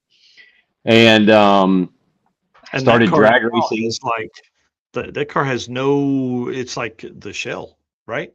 Yeah, it's basically the roof and quarters and firewall with a 25.3 stock suspension from the firewall back. It still has the frame in there and parts and pieces of it here and there, but the goal is to be the first 6-second Oldsmobile powered door car with a small block, with a turbo. I've got the motor, I've got the transmission, I've got the rear end, I've got the suspension. I just don't have the time to put it together. Wow. Because what some people may get or may not get is doing this, because I'm at the shop on top of having the kids. I'm still at the shop 60 hours a week, sometimes later. I got home at 12:30 last night because I get my kids on Wednesdays, and then I have them every Wednesday, Thursday, and then every other Friday, Saturday, Sunday. So it's like I have them 2 days, and then I'm off 5 days, and then I have them 2 days. So the days I don't have them, I'm typically at the shop till 10, 11, 12 o'clock at night. And then it's like, get home. Yep. Yeah, because like on Thursdays, tomorrow, I'll spend 4.5 hours but driving them around just from home to school to they get out at different times. Luckily, they all go to the same school now, which is awesome. Nice. So they get out of school at different times, and one goes to a gym because I've got two that do gymnastics. Mhm. So one goes to a gym that's 20 minutes from their school, and then the other one goes to a gym that's 35 minutes from the school. So, and they go to gymnastics at different times because my youngest is in like super ultra high level gymnastics, like just had a state championship competition a couple weeks ago. And she goes for like 5 hours every weekday. So that's what she's wrapped up in. Dude. And then my middle daughter goes like 3 hours, but only 3 days a week. Yeah. So lot to juggle, but because I spend so much time away from work on Thursdays and Fridays and a little bit on Wednesdays, I just work super late Monday nights, Tuesday nights, lock the doors. And it's funny because without anybody there, I actually get a lot more done because when everybody's at the shop working, I'm managing and helping out with the projects that they're working on. Yep. And then I don't get much work done on the project that I'm trying to get work done on. And it's just kind of the way it goes. And a lot of times when you work, when your hobby is the same as your job, like it makes it difficult. Like it makes it more difficult. Like when I get done with working on customer stuff and I go to work on my stuff, I'm kind of like, that thing will be there another 10 years from now. So, because I've actually taken a year plus break on my Cutlass. Just I made a mistake on a tube and then like connected a bunch of more tubes to it, and so now I've got to cut a bunch of stuff back out, and it's my fault rushing because it's funny how they say the shoemakers' kids are the ones that go without shoes, which it's kind of the same way with my race car. Like that's the one that gets rushed, and like I don't think things out as often or for as long as I should. Like customers' cars, I'm trying to make it as good as we can make them right out the door. Because if my junk breaks, I don't care. It's part of the YouTube stuff. It's part of the story. It's all good. Customer's car breaks, they call you and they're like, "What the heck?" Like we just finished a really big like pro touring build on a '68 Camaro. Real nice LS. We did TKX transmission, full Detroit speed suspension, the whole deal. Had a 335 tire on the back of it and a 305 tire on the front. Come on, yeah. Like. Got it in there. It looks, the stance is right. Everything's great. Big build, like a lot of money invested. And I drove the thing. I put 150 miles on it before he ever got the car, between dyno tuning it, driving it around the street, just putting miles on it to shake all the little bugs out of it before we handed it to this guy. He goes out on a date the first night with it and it breaks the starter. And I'm just like, unreal. So I end up, it was funny because he texted, I was out to dinner with my girlfriend and her daughter for their birthday, or from her daughter's birthday. And I get a text from him, and not everybody's got my cell phone number, but this customer, he's a family friend that we go way back with. So he's got the phone number, and I get a text middle of dinner, and I'm 40 minutes away from where he's at. So we were wrapping up dinner. I stopped by the shop, pick up a trailer, head 40 minutes out of the way to go pick him up. Take them, load the car up in the trailer, take him back to his house, take the car. I ended up taking the car home with me in the trailer, and then we fixed it the next day at the shop. But it's just like, you do everything you can to try and avoid this stuff. And like this brand starter, never had one fail. It's the same one I've had on Soccer Mom for like 6 years. Put it on his, and it locked up. Like, and then because it locked up, it ended up smoking the battery because it had a lithium battery in it, and he kept hammering it with the key, like just trying to get it to start, and he would hear it click. Well, it was like a direct short in the starter and just ended up hurting the battery. So we swapped the battery in the starter, and all's good. We're actually at the track with him last Friday, first time he's ever been down a drag strip, which is kind of funny because he's actually like a family friend of my parents. So, but yeah, lots of neat stuff. And I got that car, my Cutlass, all the way down into the 11s on motor with the built motor, and it went 11 43 at like, I think like 108, because it was all front half. I had a converter that flashed like 4,800 RPM, drove it on the street.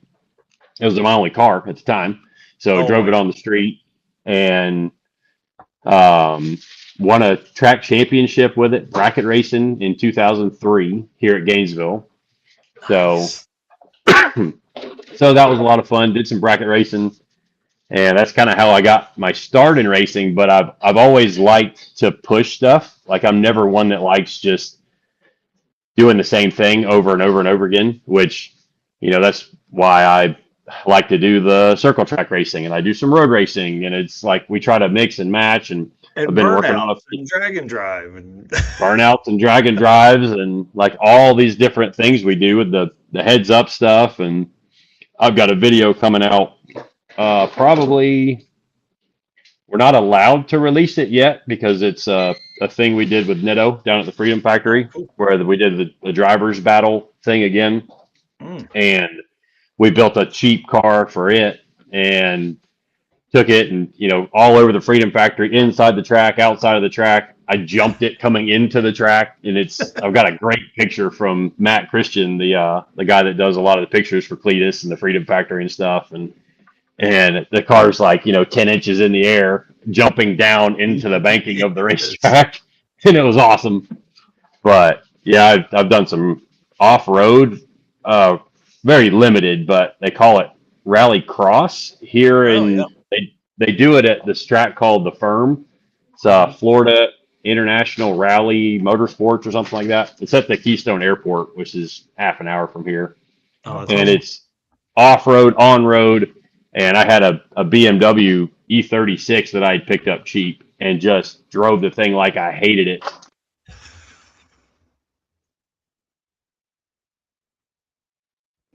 Uh-oh. You guys still there? We're back now. Oh. I guess my earbuds are dead.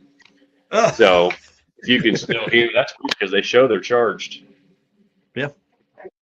Yeah, we can still hear you. Oh, now we're back on the earbuds. Yeah. We're back on the earbuds? Yeah, we're good. Weird. Yep. I don't get that. Technology. So, yeah. Yep. So, been doing all kinds of different motorsport stuff. I love driving. I did some, after I started KSR, I got involved with some local guys, and I kind of drag racing had been my thing. I had worked with Will Stevenson and his Outlaw drag radial car, so I'd gotten the heads up experience or working with him, getting to do some of the stuff. And he won actually won a good amount in the early days of Outlaw drag radial back 2008 through 2014. We did a bunch of drag radial racing and got the bug for going real fast then. Yeah. And if you go way back on my YouTube channel, I had a moment in his car similar to what I did in Soccer Mom a couple of years ago at Orlando, where in the finish line, somebody had blown up a few runs ahead of me and they kind of just dusted it up, and that was part of it. But the bigger problem was I squeezed the brakes a little too hard, and this thing, I think I went like 170 to the 8th mile in it, and I squeezed the brakes. We weren't using the parachute because you're 8th mile racing on a quarter-mile track, and you had plenty of room to just coast. Well, the guy I was racing, when he stepped off the throttle, it was first round of competition. I had bought into Outlaw drag radial, or no, I had bought into Radial versus the World while Will was racing the car in Outlaw drag radial. So my first round comes up, I get beat, and as we're going through the finish line, he steps off the gas in the other lane, and I hear a big pop. And I wasn't sure if it was me or if it was him, so I'm like, all right, let's get this thing woed down in case something's about to fall off of it. But by doing that, I squeezed the brakes a little too hard, locked up the rears just enough to get it sideways, and I got, reach up, toss the parachute out just like I did in Soccer Mom, and there was so much smoke from the starting line view, the guys roll down there on the golf cart and they're like, blow up? And I'm like, no. They hit the wall? And I'm like, no. We just need some tires. We're good to go. So like that video is way back on my YouTube channel. And it's like everybody went from being sad that they thought the weekend was over because Will hadn't even had his first round yet. And we get some tires put on the car because Mickey Thompson was there at the track and sling some tires on it. And he goes all the way to the finals in his class and breaks the blower belt. Like it was a 615-inch Steve Morris big block with big cheap heads on it and a Pro Charger 136 millimeter reverse belt drive Pro Charger.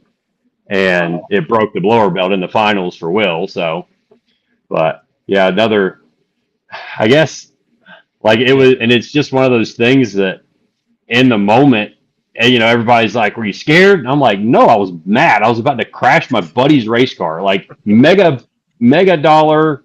Yeah. This is the car that it eventually with the same combination in it went as quick as like 4 teens at 180 in the 8th mile. Oh, wow. Now, when the weekend that I drove it was actually the first weekend that had the Steve Morris 615 in it.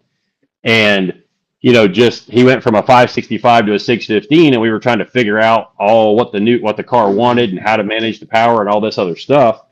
And I wasn't even supposed to drive, but Will was struggling. And I just jokingly said, well, I'll buy into Radio versus the World if I can drive it so we get some extra test runs. And he's like, sure. And I'm like, are you serious? Because okay, I'm down. A real deal car, yeah. Yeah, and like didn't have my safety gear, so I crammed into his stuff because Will's a little shorter than I am. So like, his fire suit's like short on my arms and short on my legs, and it's all tight. But my first experience in a 160 mile an hour 8th mile car, and it was awesome. I think we were running like 450s and stuff back then, which is funny because that's what Soccer Mom runs now. Yeah, like it's a almost real deal street car. Yep. And it was like back then the tires, it was like Gen 1 Mickey Thompson drag radials. So wow. That car a good 60 foot. You going to bed? Oh no, you need a fork. This is late nights getting home from gym. But it was right here, but this is. So we would roll it out fairly soft, I say like a 115 or 116 60 foot, and then the thing would go 170 miles an hour to go 450s. Well, now even with the 235 drag radial on Soccer Mom, I think I went 113 60 foot, 301, 461 at South Georgia. 461 at only like 159 miles an hour, so 10 miles an hour less than what we were doing with Will's car back then. Which, I mean, big block versus small block, but still, it was a different world back then. You rolled them out a little softer, and the shocks have gotten so much better. The track prep's gotten better. The tires have gotten better. The power management's gotten better. Like everything just keeps stacking up and getting better and better and better and better. And we just keep going faster and faster in these things. And yeah, right.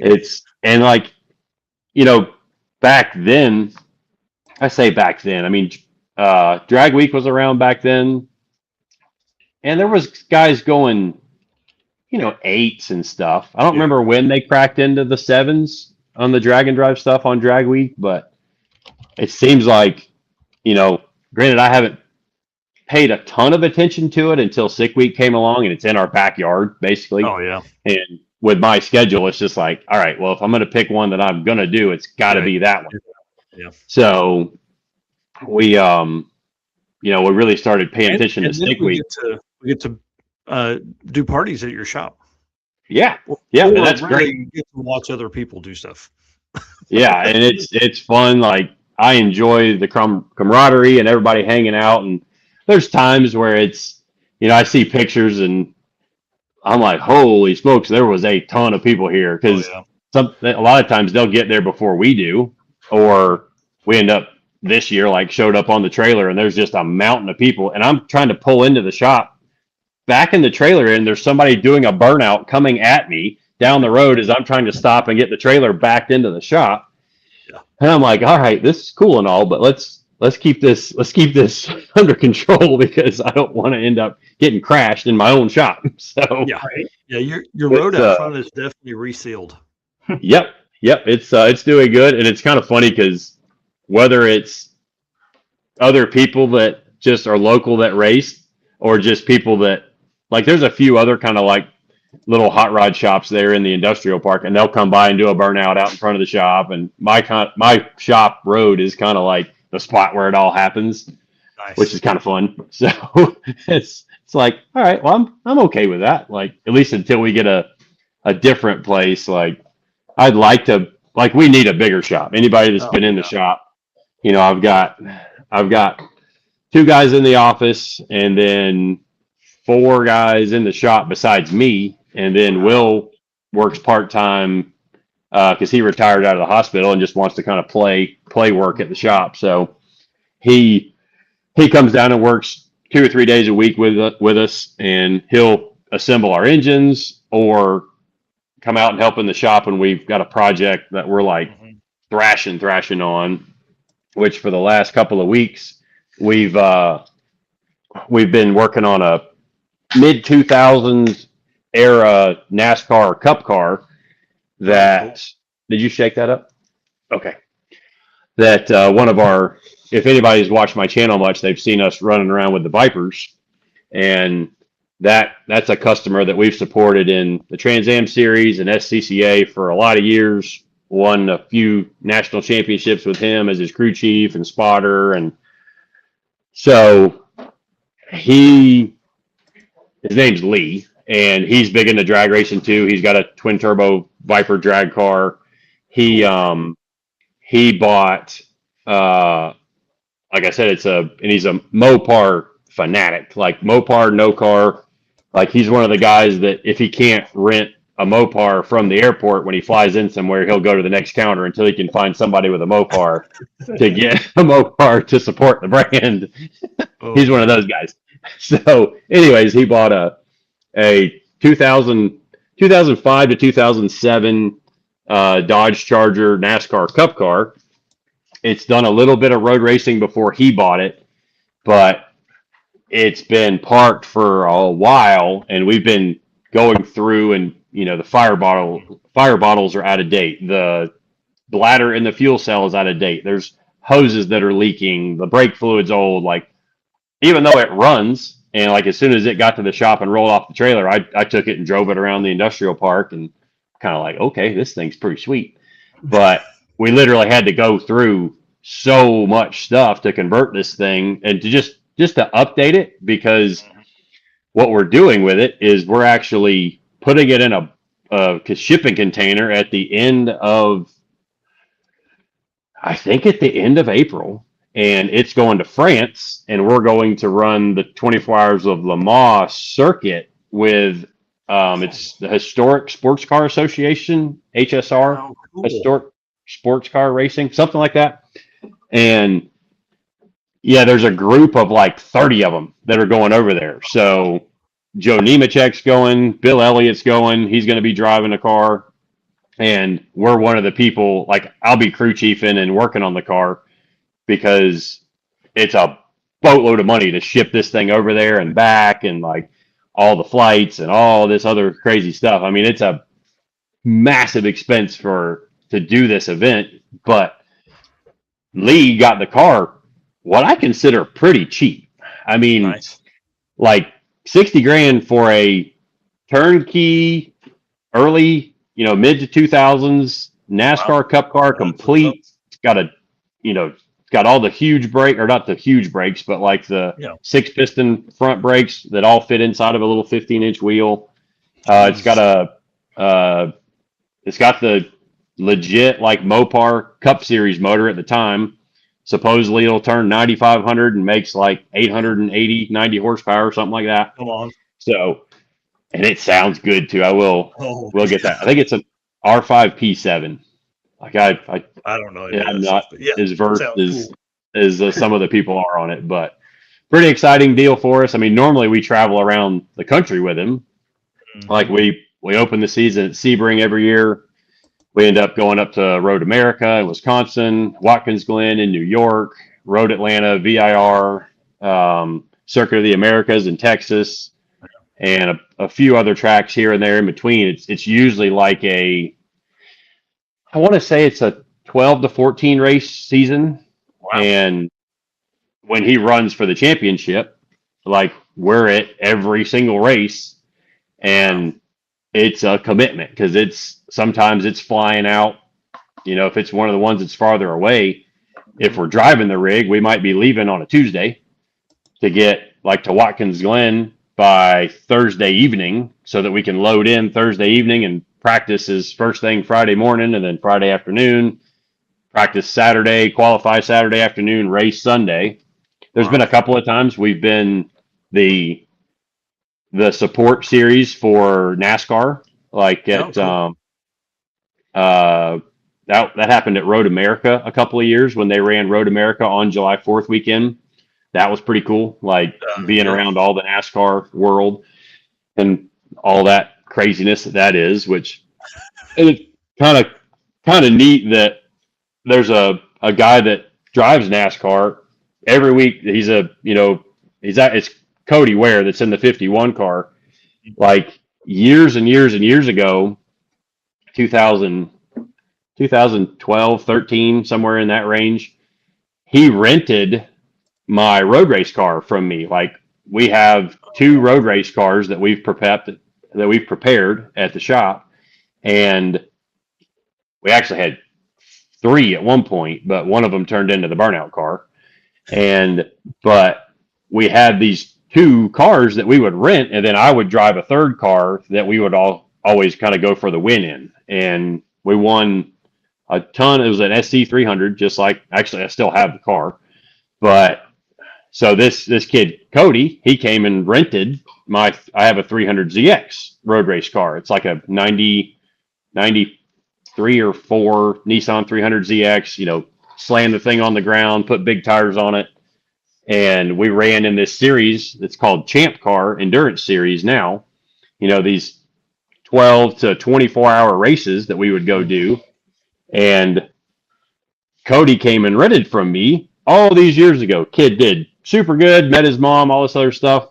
And then didn't know who his dad was. And so it comes full circle that his dad, Rick Ware, buys out Clay Milliken's Top Fuel team, and Clay and I had kind of gotten to be buddies. And I had Cody's phone number from all these years ago, and I just randomly texted him, and I'm like, "Hey, is this still your phone number? Like, what are you doing? Like, can you get me into the Daytona 500?" So he got me into the Daytona 500 this year with garage passes, and that was all really cool. And like you see all the stuff that goes on behind the scenes in that world, and he gets a bad rap because they typically run 25th to 35th, like they're towards the back of the pack. But the NASCAR field has gotten so competitive, like because I come, like when I was a kid, before I could drive, I was big into NASCAR, like Dale Earnhardt, and then kind of transferred into a Jeff Gordon fan as he came into the scene, which kind of funny because they were enemies on paper, even though they were business partners behind the scene and just raking in the money. But that world these days, with the cars all being spec, I mean, at Martinsville this past weekend, the leader and last place are running 0.4 of a second different from each other on a lap. And it's just like, okay, these guys are all good. It's just to get that 0.4 and to consistently have that speed, you're spending so much on engineers that are doing all this. Cubic dollars.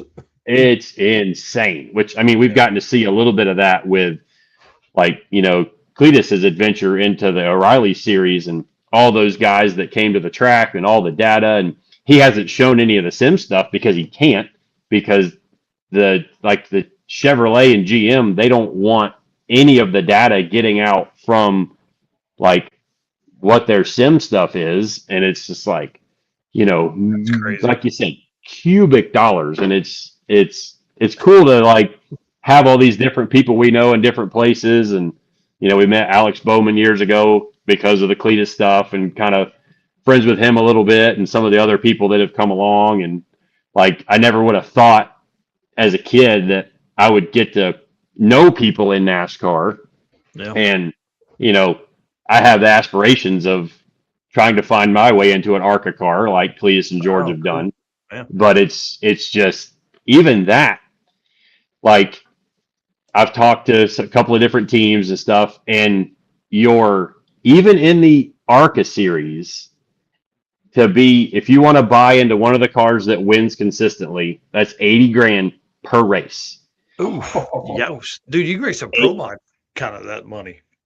Yeah. Oh, for sure. You could definitely rent a ride in a pro mod for that kind of money, for sure. But going fast in a straight line is great and all, but the more money you spend on your drag race car, the quicker you go down the racetrack. The less the time experience. The experience is more intense because you're going faster and you're on the razor's edge. And but like the road racing stuff I've done and the circle track stuff with the Crown Vics and like that stuff where you're in the car for hours at a time, like the dollar to fun ratio really goes way up because you're in the car for so long. Yeah. And like you look at the Crown Vics that so what you're saying is like the 12 minutes that we have to race at Sick Cart Chaos. That's nothing to you. Me, I'm like wore out. Put me. Oh no, those like karting is one of the most intense motorsports you can do because you never get a break. Yeah. So on the road race stuff, like I've raced Daytona, with especially the cars that we did with this Champ Car Endurance Series, they're like 250 horsepower, which 250 horsepower, even running the road course layout at Daytona with the bus stop on the backstretch, we're still 145 miles an hour at the start finish line by the time we make it back around through turns, NASCAR turn 3 and 4, and then back to the start finish line. That's with only 250 horsepower. And, a lot of people don't know the Cup cars at Daytona and Talladega, they're only making like 550 horsepower. Like they're really not that impressive power wise. Right. But if they let them have 900 horsepower, the cars would be going 250 miles an hour and they'd be flying them off into the grandstands if things got out of control. So, but yeah, I think that's one of the reasons why I love the drag and drive side of things, because even though you still only have you might have 2 or 3 runs per day. Ideally, you're having 1 run per day if everything's going great.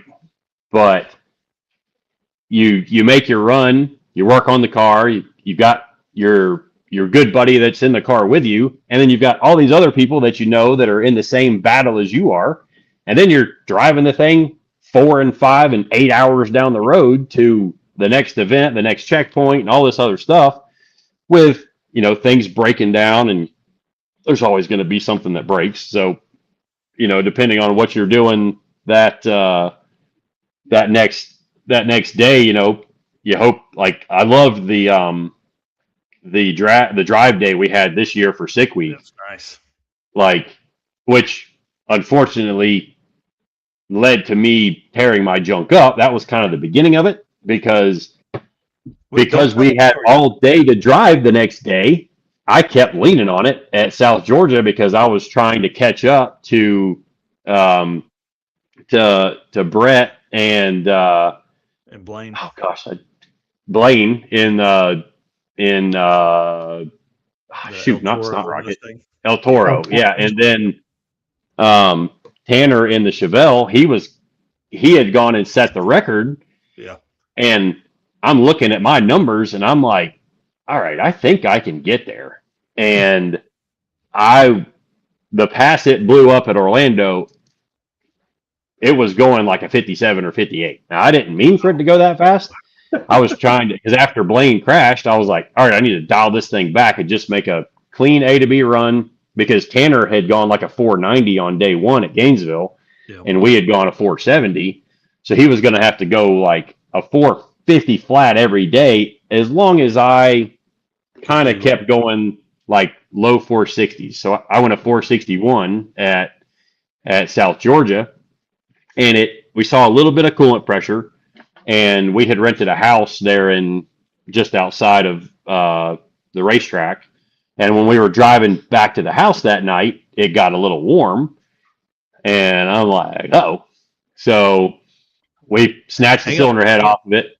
Hang on, I want to tell the story, but I want to tell it in this next segment. Let me do an ad read real quick, and then we got to. Okay. This is a good one because it ties into all the fun stuff we did. So, Performer Built Transmissions is the official transmission builder of Drag Drive Repeat It. Performer Built Transmissions. The goal is to engineer and build the toughest transmissions on the planet. At Performer Built, they don't just rebuild transmissions; they systematically re-engineer each model to eliminate OEM flaws and to achieve the highest levels of performance. That is why they say our transmissions are not just built, they're Performer Built. And of course, you guys know, we say it all the time, they put a 4L60 in the sevens. Like, I don't think you have to explain anything more than that. Those dudes know what is a, if you need a GM transmission, they're your go-to for sure. Okay. So for the folks that are just jumping in here, you're telling the story of Sick Week. You got a little bit of coolant pressure on the pass at South Georgia, and then you're headed to the house, to the rental house, and it's you're getting a little warm. Yep. So we actually went inside. We had ordered, like before we left the racetrack, we had ordered pizza delivery to the house and like timed it all perfect. Like pizza got there, we got there with the car. So we roll into, and the place had a garage. It was awesome. Didn't know it had a garage when I rented the house. And it worked out great because, you know, the night after Gainesville, it was still really cold at South Georgia, like up there in Adel, Valdosta. Mm-hmm. So we actually had a little small space heater that we brought with us, and it planned to just, because we don't have any antifreeze in Soccer Mom. And when I destroyed the thing at Orlando, everybody said I froze the block. Well, I didn't freeze the block, but there was another good reason why it blew up the way it did. But you going to bed? Okay. Good night. Mm-hmm. All right. Love you. Bye. So we thankfully we were in the garage, and we go in, we eat pizza, and come back out and start looking, and I can see a little piece of head gasket hanging out, and I'm like, okay, been here before. And kind of thinking, based off our past year's experience, that, you know, this is usually not good. And Will, you know, my co-driver, he's kind of like, how many passes did we make at South Georgia? I'm like, 5. And he's like, how many do we need to make for the whole week? And I'm like, 5. So, you know, and it was kind of that attitude of, well, I want to try to win this thing and not just finish. Although there's saying, you know, there's always that thought of you got to finish first. Yeah. First you have to finish first. There's, you know, that saying goes something like that. But anyway, we snatched the head off of it, and it didn't hurt the head at all, which is really rare for when I blow something up. Because usually when I blow something up, I blow it up like top of the line, scatter it really good. Torch the heads, torch the block, like just junk it.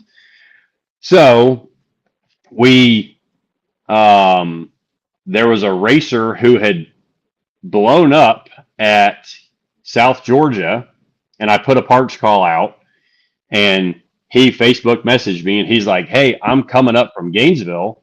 Do you have parts at your shop? Which I did. So I had somebody from go back to my shop. It's like 9:00 at night. They go to the shop, meet him, get him the head gaskets. So then I meet his guy at like 11:30 at night. We pulled the thing apart just about in time for me to go take the street. We had brought that giveaway Tahoe with us that my dad was driving on the whole event, just to kind of put some miles on it and shake it down. So I took that from the house to the track to pick up the parts, came back to the house, slammed the thing back together, and I think we finished it at like 2:30 in the morning, something like that. But because the next day was a drive day, we weren't like super rushing. And we left at a decent hour, hit the checkpoints. It was still running kind of warm on the way, like not crazy warm, but it was eating some water. Like by the time we hit the checkpoints and made it into Bradenton, like we stopped to eat, and after we ate, we popped the hood and checked the expansion tank, and it's like half a gallon down, and that car doesn't use water when it's right. So we contacted Steph at Ace Race Engines because he's down there, and I'm like, hey, maybe the head's hurt from yesterday, so are you going to be at your shop late? Can we? And this is like, I think it was like 5:30 when we were eating dinner, and when we figured out, kind of made the plan to pull the thing apart. And he's like, oh yeah, there's people here, come on by. So we wheel in there, snatch the head off of it again. He loads the thing up, and it's a thousandth and a half bowed down on the cylinder that it hurt. And so I'm kind of like, okay, maybe that's it. He said with an MLS, it's got to be perfect. MLS gasket. And then we only had the factory size head studs in the block. It was a stock block combination. So we load her up, go to Bradenton the next day, and then the rain and the wind, they rain us out and send us over to Orlando. So as we're getting to, and they held us long enough at Bradenton that it was pretty late by the time we left Bradenton. Oh yeah. And so we hit the checkpoints, grabbed dinner with Rovic and Rich Guido and all that crew somewhere over there around Titusville or somewhere. And as we're 10 minutes from the house, we smell something electrical burning. And usually, like I've failed fans on that car, but we put a Delta Pag fan on that. Hasn't been a problem since then. And we failed some coils occasionally on the car. Most of the time that's been self-inflicted because I'd spin the motor over with the spark plugs out and the coil wires just dangling, and smart coils don't like that. So anyways, we get up the next morning and diagnose, like Will got up pretty early because he's an early riser, and he gets out there and messing with it and diagnoses it as an alternator. Well, we carry a spare alternator with us. First time we've ever had one fail. And so we put our brand new spare alternator on there after a little bit of modification, which had to adjust it's an adjustable voltage alternator, so we can turn it up to 17 volts because we run a 16 volt battery in the car. Mm-hmm. And we put it in brand new out of the box, not working. Oh. And we're like, this isn't good. And we had just put a one of those full spectrum power batteries in it.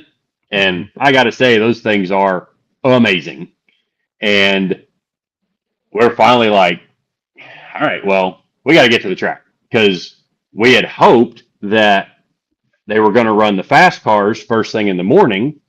And that's when we had the shot to run the fastest. Mm-hmm. And I mean, the air was great. I mean, negative 1,500 feet. It was killer. So through all this drama of alternator, where our house then was 25, 30 minutes from the track. And so we're driving, just watching the voltage fall on the dash. Mm. We stop and get a little bit of pump gas and fire the generator up while we're at the gas station, recharge the battery a little bit, get to the track, start just thrashing to try to make that first call, because they're prepping the track. They're saying, radial is going to be the first. So we're thrashing. And we get up, we make the first call, and as I'm spooling it up, it does something funny right as it drops RPM back to the launch RPM. And I'm kind of like, I'm in the car, I'm keyed up. The guy that I was running was a stick shift guy. He hung me out a little bit, and kind of funny because he griped at other people for letting him be in the beams for like half a second before they staged or a second before they staged, and he hung me out for like 5 seconds. Anyways, so it just sounded different when it came up to the spool RPM, and then it drops to my launch RPM, and it did a weird like big drop, and then it came back up, and I'm like, whatever, it's fine. Well, then it goes out and, just grenades the side of the block off out there at like 400 feet. Yeah. And I get down to the top end, and Orlando's been my nemesis. Like, we've literally hurt the thing bad at Orlando 3 years in a row now. So I get down to the top end, and I'm like, all right, well, let's see how bad it is. And I hit the starter button, and there's no compression in the entire engine. It's just like you had all the spark plugs out. I'm kind of like, well, that's weird. I wonder what happened. Like, I'm thinking the timing chain broke. Like, what is going on with this thing? Yeah. So we get it back to the pits, get the nose off of it, and there's head gasket hanging out of every single cylinder. Ooh. And I'm like, how in the heck did I pull this off? Because this is different. Like, This is impressive. I've never had this happen before. I've never seen this happen before. It was kind of like when Steve Morris had that deal where he got that bad set of rods, and it literally blew up every single rod at the same time. Like, it was that kind of failure. So ends up, breaking the block in half, like blew the whole side out. Well, through some investigative measures after we got back home and did some looking at data and looking at video, like in my video that actually the down track video is from Clay Milliken, the car just all of a sudden starts huffing black smoke out of it, like right before it blows up. And I'm like, wait a sec, I'm on methanol. Like, methanol doesn't rich smoke like that. Methanol doesn't soot out the exhaust when you run it super rich.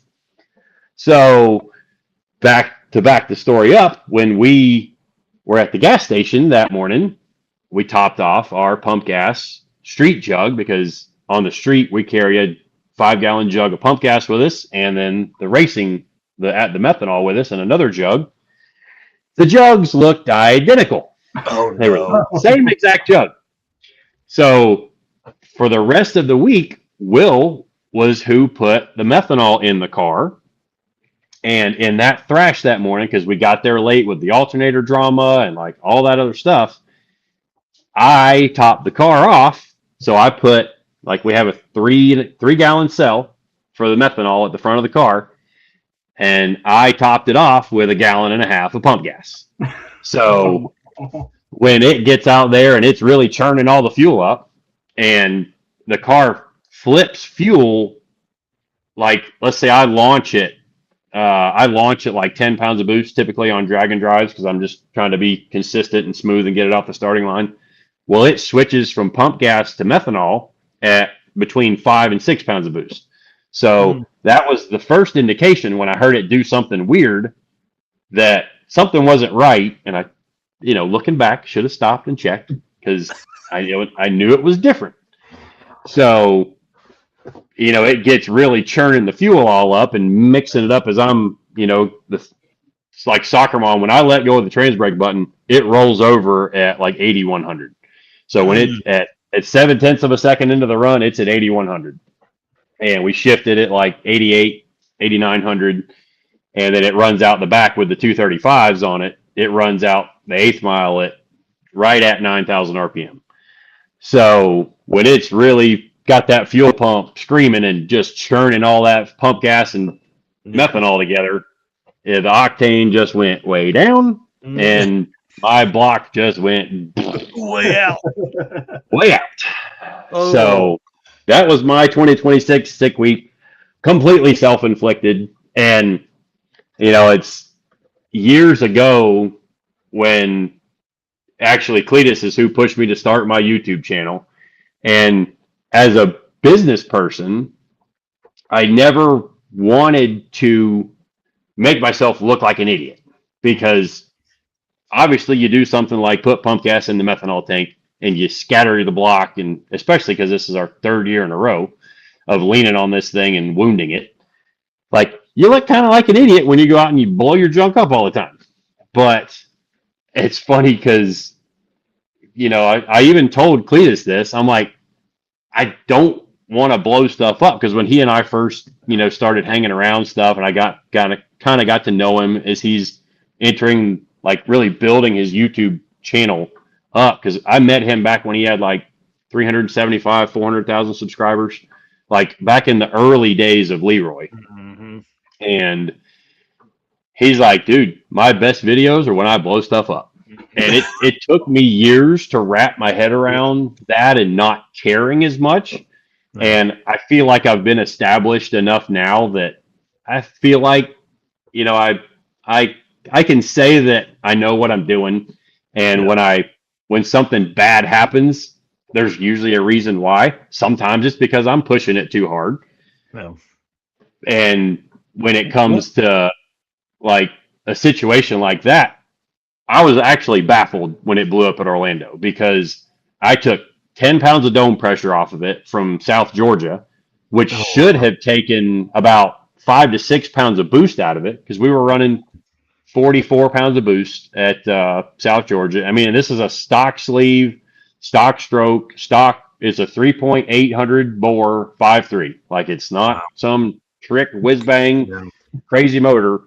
It's basically just a really small 326 cubic inches with the overbore, and the car's 2875 with me in it, and it's been 161 in the 8th mile. Like, that's 1,700 horsepower, I think. That's awesome. So that's awesome. It's making some power, but the one thing that's great for so long.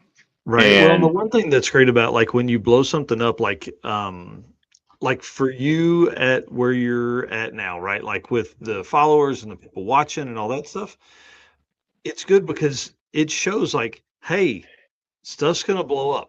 I'm gonna make mistakes. I mean, that, and talk about a simple mistake, but by day 4 of a Dragon Drive, your brain it's not working the same, Yep. So I think it adds some, I don't want to say credibility, but it adds like some real life to your situation, which is good for YouTube, because there's so many people that if they only see wins, they'll never attempt it, but like you showing the backside of you blowing it up is good for somebody that's on the fence about even doing it, because they're like, hey, I mean, if this guy did it and it didn't, he's not crying and screaming and yelling, like, it's okay for you to blow something up. It's not embarrassing, I mean, it sucks. It's a hit to the wallet. And everybody thinks you're rich because you're on YouTube, and I'm not. Like, I live in a very small, modest house that needs a whole lot of renovation. And, yes, I have a decent truck. It's a 2021 truck, but it's not like I'm spending, even $20,000 a year racing. Like, and there's guys that they're spending way more than that at some of these upper level cars. And, we try to do a lot with a little, and unfortunately that bites us in the butt sometimes. So I'm hoping, like Soccer Mom's got 2 engines now. Well, we've got one that's almost back together. It's an iron block 388 deal that started. We got it from Texas Speed, and I'm switching it to mast cylinder heads and changing the camshaft around and doing a few other little things. And then Steve Morris is working with me on giving me a discount on getting his new super billet deck stock block, where he goes in and machines out the deck on this 5.3 deal and actually puts a billet insert into it, welds it all in, machines it, it all bolts together, and then we'll have a dry decked 388 stock block, still, so we can still run the stock block classes, which we've always done at LS Fest every year. And so it's kind of like we can stick with what we know, and we don't have to spend $15,000 to $20,000 on a billet block, because that's kind of where the progression. Like, we can keep beating our head against the wall with a completely stock block, but there's only so many times you can let go of the trans brake button with that thing before it's ejecting parts out of it, or it just, the material, the metal material just fatigues, I feel like. And you can hoop them, you can do all this stuff to them, and I just feel like eventually you wear the thing out. Yeah, and you're only adding a little bit of time. You're not necessarily like, you're adding strength, but you're just adding time to what that block can handle. Yep.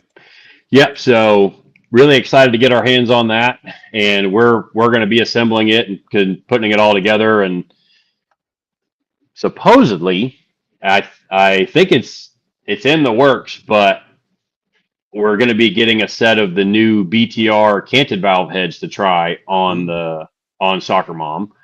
So that's pretty exciting, because those things, from all the stuff I've seen out so far, and I know a few of the guys pretty well at BTR, like, the heads are going to help get the air in, and then the Steve Morris super billet deck, I'm hoping, holds the power so that we can have something that we can run for a while. And I've only seen it from his videos where he machines it all out, and he puts the head studs into deeper metal in the block, so you're really clamping a lot more metal with a larger head stud. And I think he's got his own main cap that he's developed for it, so sweet, pretty excited. And he told me it should be good for like 2,500 horsepower plus. I'm like, okay, I only want like a consistent like 1,700 horsepower. Yeah, I'd like to run 1,700 for 5 years, please. Yeah, because I just want to go do it for 5 days at sick week. So if we're being honest, like, I want to finish sick week, and like, I expect that they're going to step up El Toro, they're going to step up Tanner's car, and like, Tanner's car was making the most power out of all of us for sure. Yeah. I mean, he's 30. I think he said he was 350 pounds, somewhere in that range. And he went 164 miles an hour at that weight. Like, that's making some power. And, we're 2850, 2875, depending on what all stuff we leave in the car, whether we left the seats and the stock tank in it, or the pump gas tank. And I'm like, well, shoot, if he steps his stuff up, like, I really think the 235 class next year could be a 440 class. Like, if the air's good again, the track's there, I think somebody could probably tickle a 440 in the 235 rowdy radio class. Like, I think it's there, because Brett is going to step up Snot Rocket. Brett and Doug, they're going to elevate that thing. And then, unless they do really well in LDR, like, dude, they're running LDR all year in Snot Rocket. So, like, will he? No, I mean El Toro. They're going to have El Toro in 235. Yeah, because, like, I know when I talked to Brett a little bit before sick week, I asked him, about Snot Rocket and stuff, and I had gone to Jim Braun's house and picked up some parts from him, and actually for Cletus's Blazer that we're working on, or LS George's Blazer. So I was, just chit chatting with him, and they're like, we'll probably come back because we want to throw down, but we want to chase an LDR championship, and like, Brett's already got the data. All we got to do is switch everything back, and then everything we learn in LDR will probably only help our drag and drive stuff. And I mean, you talk about, like, it's not stretch of the imagination to say that Brett is the baddest dude in, like, any kind of like drag racing. Like, for the guys that do the majority of the work themselves, because you can step up into pro mod stuff, and those guys are killer too, but typically you've got 5 guys with you, 10 guys with you. If you're maybe not 10, but with a pro mod, you've got a 5-guy team minimum, because you might be putting a crank in it for one run. You got the heads off of it because you heard you heard it, you dropped the valve and you got to put pistons in it, and you got to change the rods, and you got to do all this other stuff.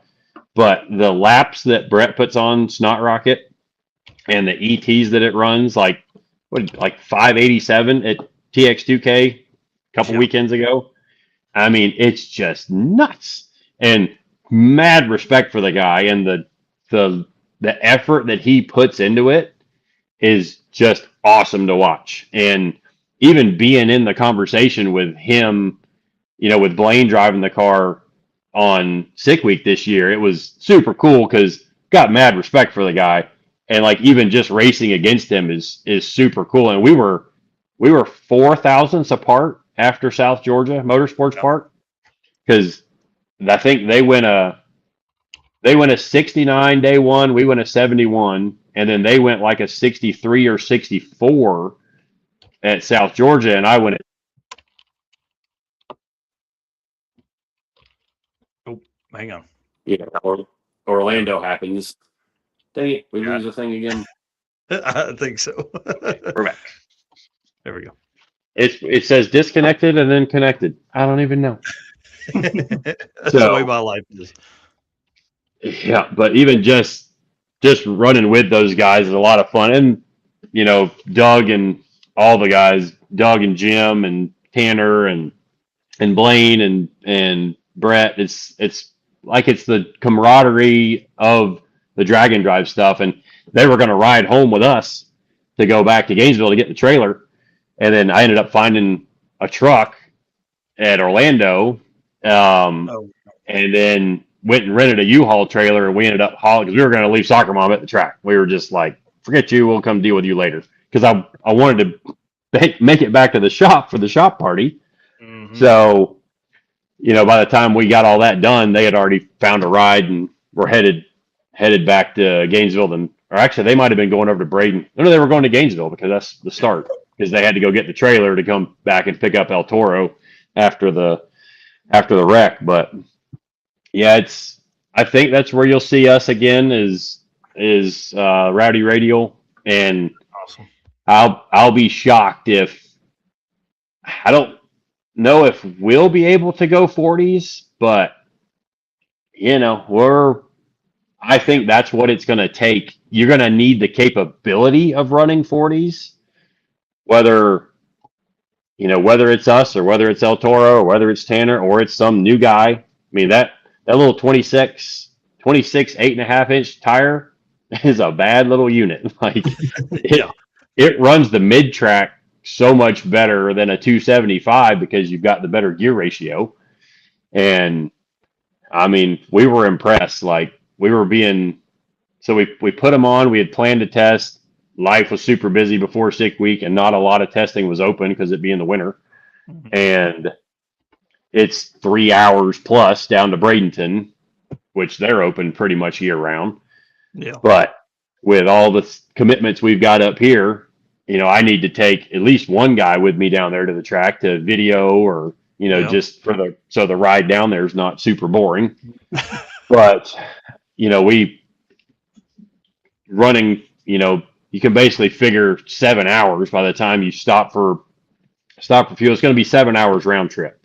Yeah. So sometimes we don't have that 7 hours to go down there and test. And we made one run down there to test on the 235.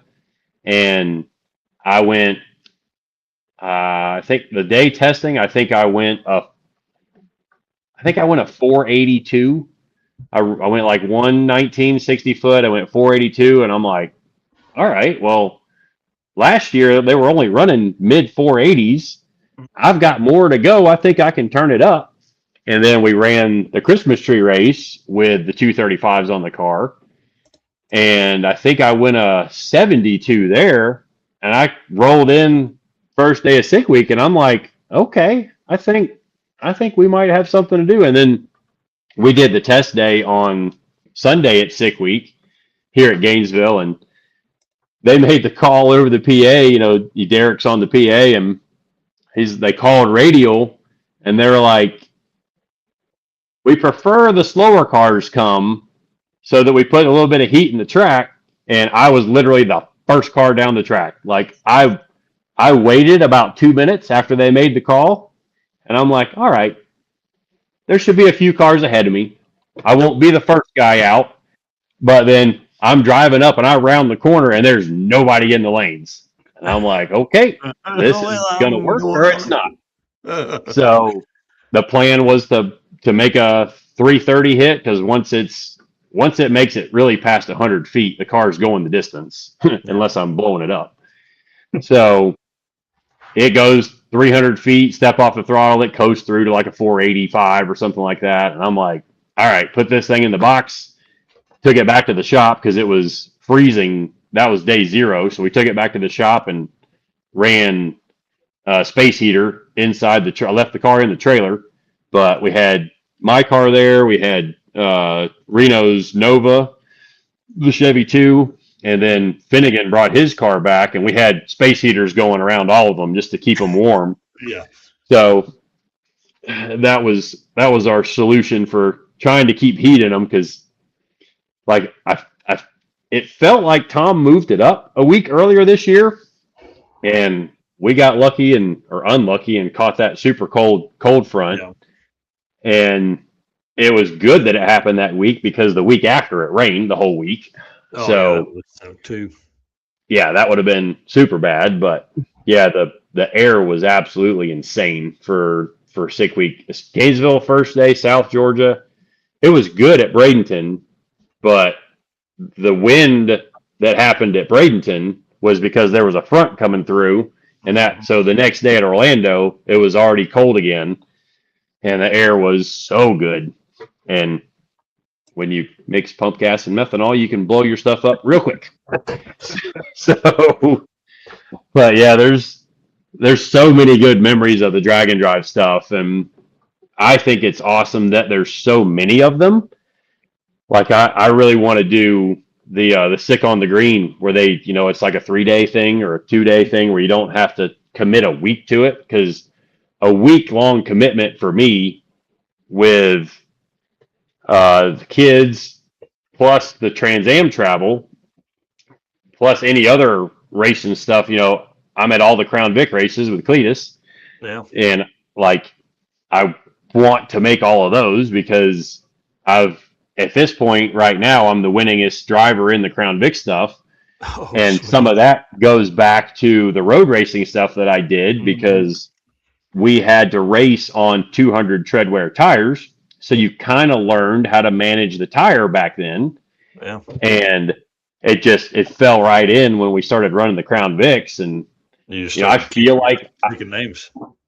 Yeah, and I feel like, and I'm sure every racer feels this way to some extent, but I feel like I've given away 3 of those, and I'm the winningest driver in it right now with 4 wins in the Crown Vic races, and I feel like I've given away 3. So I'm like, all right, well, and the only bummer is I won the Freedom 500, which is coming up next weekend. Tune in on Freedom Plus if everybody haven't got your in-person tickets, because it's going to be, I know it's already sold out, so there's going to be some super cool stuff this year for that. But I won the Freedom 500 the second year. Cletus won it the first year, I won it the second year, and there was no prize to win it back then. And like, the prize for this year is like a $200,000 airplane. Yeah. And like, that plane costs almost as much as my house is worth. And so I'm like, You're like, let's go. Okay. And like, the year that it was the Ariel Atom, that was 2 years ago. Like, I dominated that entire race, and we had a restart, and my spotter, which, from where his perspective was, he called me clear of Travis going down the backstretch, and I wasn't clear. He made a judgment based off of, my momentum and how, like, because it was happening in front of him, so your perspective is changing, and he missed it by about half a second. And so I was about 6 inches not clear, and so I went to move up the track, to take his line away and also get the best line on the next corner, because the bigger you make the arc, the faster you can go through the corner. So I turned myself into the wall across the front of his car, and the car wasn't hurt too bad, but I'm at the back of the field and got all the way back up to second. But to do that, I used the tires up to get all the way back through the field to get back to second. And I think I might have wrecked again late in that one. But once all that happened, I was pretty fired up, because I'm pretty chill like 98% of the time. But he called me clear, and then the next thing I know, I'm buried in the wall. Oh. And I'm like, dude, you called me clear. And he's like, oh, I'm sorry, I missed it. And I'm like, oh. Could all right, use the Ariel Atom. Yeah. So that was the Ariel Atom event. And last year, we got to do one more ad read, and then Eric has to fix a leaky pipe in the basement. So let's let him do the ad read and kind of get into some of this, and then we'll either let him go, or he'll hang out and fix it by candlelight. I don't know. All right, racers know when you want performance that wins, you want AFCO. From shocks and suspension to cooling, brakes, and more, AFCO Racing has been helping teams go faster for over 30 years. Built by racers for racers, check out the AFCO Advantage and follow them today on social media for the latest in performance and parts. AFCO Racing, built to win. All right. Yeah, I think I'm going to jump off, because I do got to get this pipe fixed before the end of the night here. Well, thanks, dude. I appreciate you hanging out. Yep. Yeah, if y'all ever need to interrupt me, just tell me to shut up, because obviously I can talk a lot. Dude, I love the stories, man. That's what we're here for. I love the stories. We'll definitely appreciate having you on, Kevin, and I'm sure I'll talk to you again another time. Oh, yeah. Yep. We'll see you somewhere for sure. All right. See ya. Yeah, I'm trying to talk him into coming to Sick Week 2027. We thought we had a spot for him for 26, but just couldn't make the schedule work. So, gotcha. Yeah. So that is one of the notes there that I added after I sent them over to you. But talk about some of those races, man, and how much fun that is to be mixing it up with those guys. Yeah, and I mean, for me, it's still surreal, because like, I watched the night Travis Pastrana did the double backflip in the X Games, and he's just a legend. And when I walk up to him somewhere, he knows who I am, and that just absolutely blows my mind. Yes. And like, you could argue now that Cletus has gotten to that level of popularity with the stuff that he's doing, and then some of the NASCAR people we've met. I've met Larry McReynolds and Michael Waltrip, and a lot of these other sports guys. Like, I watched the Supercross highlights on YouTube, and Aaron Plessinger came and raced with us, and cool. Like, some of these guys, that they're just legends in their world, and in a world that I mix up in a little with the YouTube stuff. But you got even Whistling Diesel, and the Heavy D, and there's people that don't like them, but they're cool guys when you talk to them in person. Oh yeah, like they're like us. They're car guys, to the core, and then you get a bunch of us in the same area. It's kind of fun. Yeah, and like, I'm generally, like, when people see me out in the wild, let's say, like, I'm not the kind of person that just goes up and, like, I give Cletus as an example. Like, when he's around, he's around. Like, for one, he's 18 feet tall and commands the room when he walks in. But like, he just kind of takes the area when he walks into somewhere, whether it's because people know him beforehand. But like, even at my shop, I'm kind of walking around, like, I'm like at the shop party for Sick Week, I'm kind of doing my own thing, and not really like just going up to everybody and saying, hey. That's just not my typical personality. But like, somebody comes up and starts a conversation with me, I can yak their ear off for an hour. Example tonight. So, and like, I have to I say turn it on for the camera, like when I do my YouTube stuff. But the people that have met me in person and watched me on YouTube, they're like, "Yeah, you're the same guy, both places." Where other people put on a bit of a, they put on a personality. And when I say I got to turn it on, like a lot of my YouTube stuff, especially because it's on the more techie side, with car builds and setup and and it's some of our adventures, but I'm the kind of person that likes to kind of think ahead when it comes to like the video that I'm creating. And if I get like sidetracked at any one point while I'm doing that, like something weird happens and I've got like, whoa, shoot, I gotta think about how I'm going to talk about this to explain it in a way that I think most people will understand it. Yeah. And that's where, I get comments under my videos like, you talk too much, more work, less talk. Well, if I'm going to get a lot of work done, I'll set the time lapse camera up and like rock and roll through a time lapse camera. And then they complain that, it's too much time lapse, like, but I'm working. We can't see what you're doing, and which I get because in a time lapse, it's blowing through it so fast. Yeah. And there's a balance to find because the success of your YouTube videos kind of feeds. I don't know this for sure, but like I feel like when you have a successful YouTube video and like the next video you come out with, YouTube is going to be more likely to recommend that video to other people that they think might be interested in your content. So it's the algorithm type stuff, right? Yeah. So trying to predict that when it comes to YouTube stuff, I tried and like, I just put up what I put up. I know the stuff that I do with Cletus and George's stuff. Those videos do 2 to 3 times better than my normal shop videos. And while they bring in some money, it's not like, we're making millions of bucks on YouTube like other people. And I mean, look, a couple $100,000 a month is fine. Whew, I wish. Whew, you would see a whole different level of stuff if we were bringing that much in. Yeah, we'd have so much cool shit. Yeah. And like I can, I know the numbers that I make per 1,000 videos or per 1,000 views and compare that to like other content creators and do the math. And I'm like, wow, you guys are crushing it.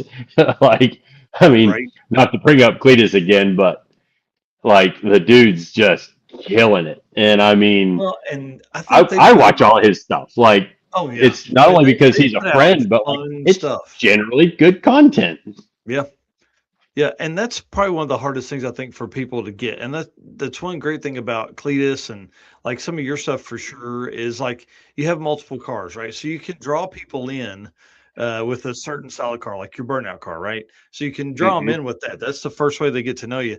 And then, they see that you're also documenting all this other stuff. Well, shit, they've never even heard of a drag and drive. Now they're following you on Sick Week, driving Soccer Mom. And, that's the way we view YouTube really is like, how do we continue to grow the space? Like if somebody's looking for drag and drive content, they know that they can come to Drag Driver P to get drag and drive content. That's all we're going to talk about. Right. So it's so hard. Like we have a shop, my brother builds cars for a living. And for the first 5 years of that, I did all of the social and videos, and we have more than 1,000 videos on that channel. And, I edited every one of them. And it's like, that channel has 3,000 subs.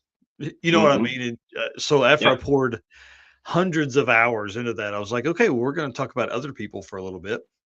And that's where this came about. And this has worked. This has been better than what that was.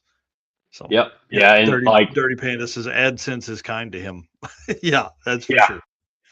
Yep. And like, I know that my channel would have never got the kickstart that it got if it wasn't for Cletus. And I mean, granted, I had a YouTube channel, but I had if you go way back, you'll find that video where I almost crashed Will's car. But that's what the videos were. It was literally no commentary. It was just 2 minutes of video, and you put it up on YouTube. Yeah. And it's crazy because there's some guys, like I'll give Roman Atwood as an example. Oh yeah. He crushed it like years ago when YouTube paid ridiculous money. Yeah. Like I can look back through the history of my YouTube channel and see what the pay per thousand videos or the pay per the RPM, the revenue per milli, like per thousand views that you can look at in your YouTube analytics.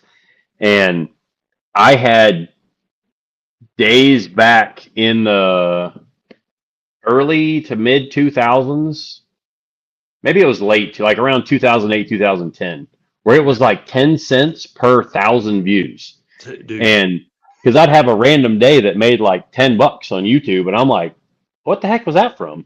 Yeah. And the bummer of it was I never got paid for any of those because I wasn't monetized. Like you could get monetized, but I never got over the threshold for them to write a check. Yep. Like I think it was like $200 you had to get over before they would send you a check to pay you out. Well, I never got over that point, so I never got paid from YouTube. And they changed the rules to where you had to have 4,000 subscribers or no, 1,000 subscribers and 4,000 watch hours. Yep. Yeah, I can't remember what it was before that, but like literally, I'm telling you, 2 weeks before that, before that changed, we were going to be monetized, and then it changed to that. And I was like, shoot me. Yep. And I had like Cletus had kind of talked me into trying to do something with my channel, and that was around the time we built that Gixxer 1000 cc golf cart. And he crashed it, and so I took it back to my shop and I did a couple of videos on it, and they went like 100,000 views, but I still wasn't monetized.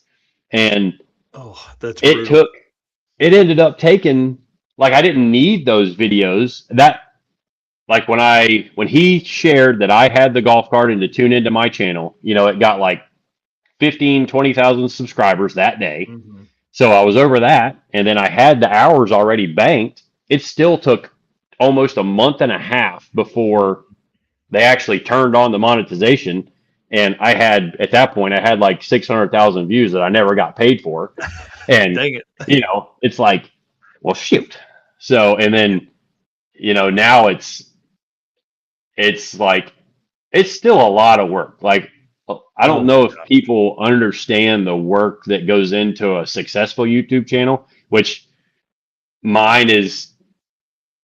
In some people's eyes, it's super successful. Other people, like I'm a person that's very critical of my own work, whether it's car work. Like I'm always thinking, like I'll see my first way I want to do something, and then I'll stare at it for another 5 or 10 minutes and try to think of a way I might could do it better.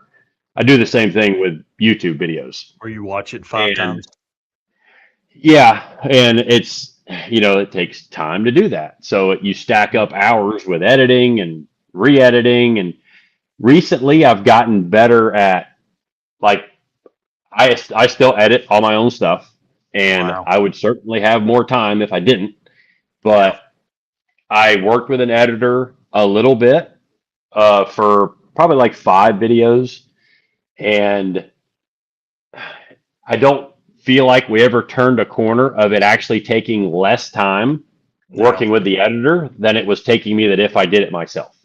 Because the way I edit now, I get to the full video, like through the editing process, I don't even go back and watch it because I know that all my transitions are okay. I've clipped out all the stuff that I didn't like, I coughed or sneezed or something like that, or I said something stupid and had to go kind of just one of the things that like a little YouTube tip, one of the things that Garrett got me on and helped me out with, or Cletus, was, you say something or you cough or something breaks your train of thought, just back up and keep going again. And then just go back and clip that out. But if you stop the camera and you stop your whole process and then have to restart it again, it's just going to throw you off. Where if you're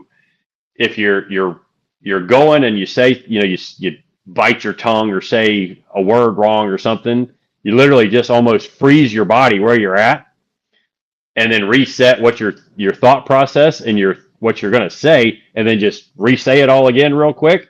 And there's times where I've caught myself where I'll freeze my body and then continue on with what I'm saying. And when I clip it out, you can't even hardly tell it, because you'll see something move in the background or something, because I locked in, and it's worked out great for just continuing the process of building the video. And instead of like stopping, restarting, all right, let me see where I messed up and where I need to restart. If you just back up a little bit to where you know you were good and then just keep rocking, it ends up being where you don't waste a ton of time to continue building your video. Yeah. And that's helped me a lot. And like I said, when I finish the edit, I click the process button and I don't look at that video again until it's up on YouTube. And a lot of times you've watched it as you've gone through, like you've watched each video part of that, each clip 1 to 3 times. You know what it said. You've got the trend, and so I edit the same way. What do you shoot with and what do you edit with? Mostly it's with my iPhone, and I use a couple of different GoPros for time lapses and onboard stuff. I've got an Insta360, but it's a really old one, and I love the camera angles of the Insta360 because you can literally put one camera in the middle of the car. But I don't know if it's the camera or like I edit on a Mac laptop, but the processing the Insta360 clips adds so much time to my process that I shy away from it unless, like, I try to have the Insta360 just to catch something if my GoPros turn off or something. But like the Insta360 should be great for the Crown Vic racing, because I could literally mount it center of the car. It's got a forward view, it's got a back view, it's got a view looking at me as the driver.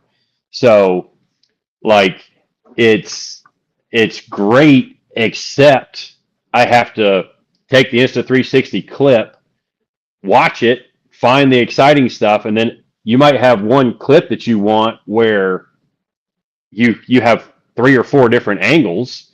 You know, say somebody runs into you, so you want to get the driver's reaction. You want to try to show in the camera where they hit you, and then if you hit somebody else, you want to try to get all that in the clip. And it was just like 10xing my editing time to try and get all these other little clips created, because the processing in the Mac was taking so long. It's like I picked a clip with this camera angle, and then I click process that clip, and that one clip takes like 10 minutes to process. Yeah, well, then by the time you do that 4 times for one 40-second clip, you just wasted 40 minutes for literally like a segment of video that's going to be 35, 40 seconds long total, because you're going to blend all the clips together. And yes, it makes for better videos.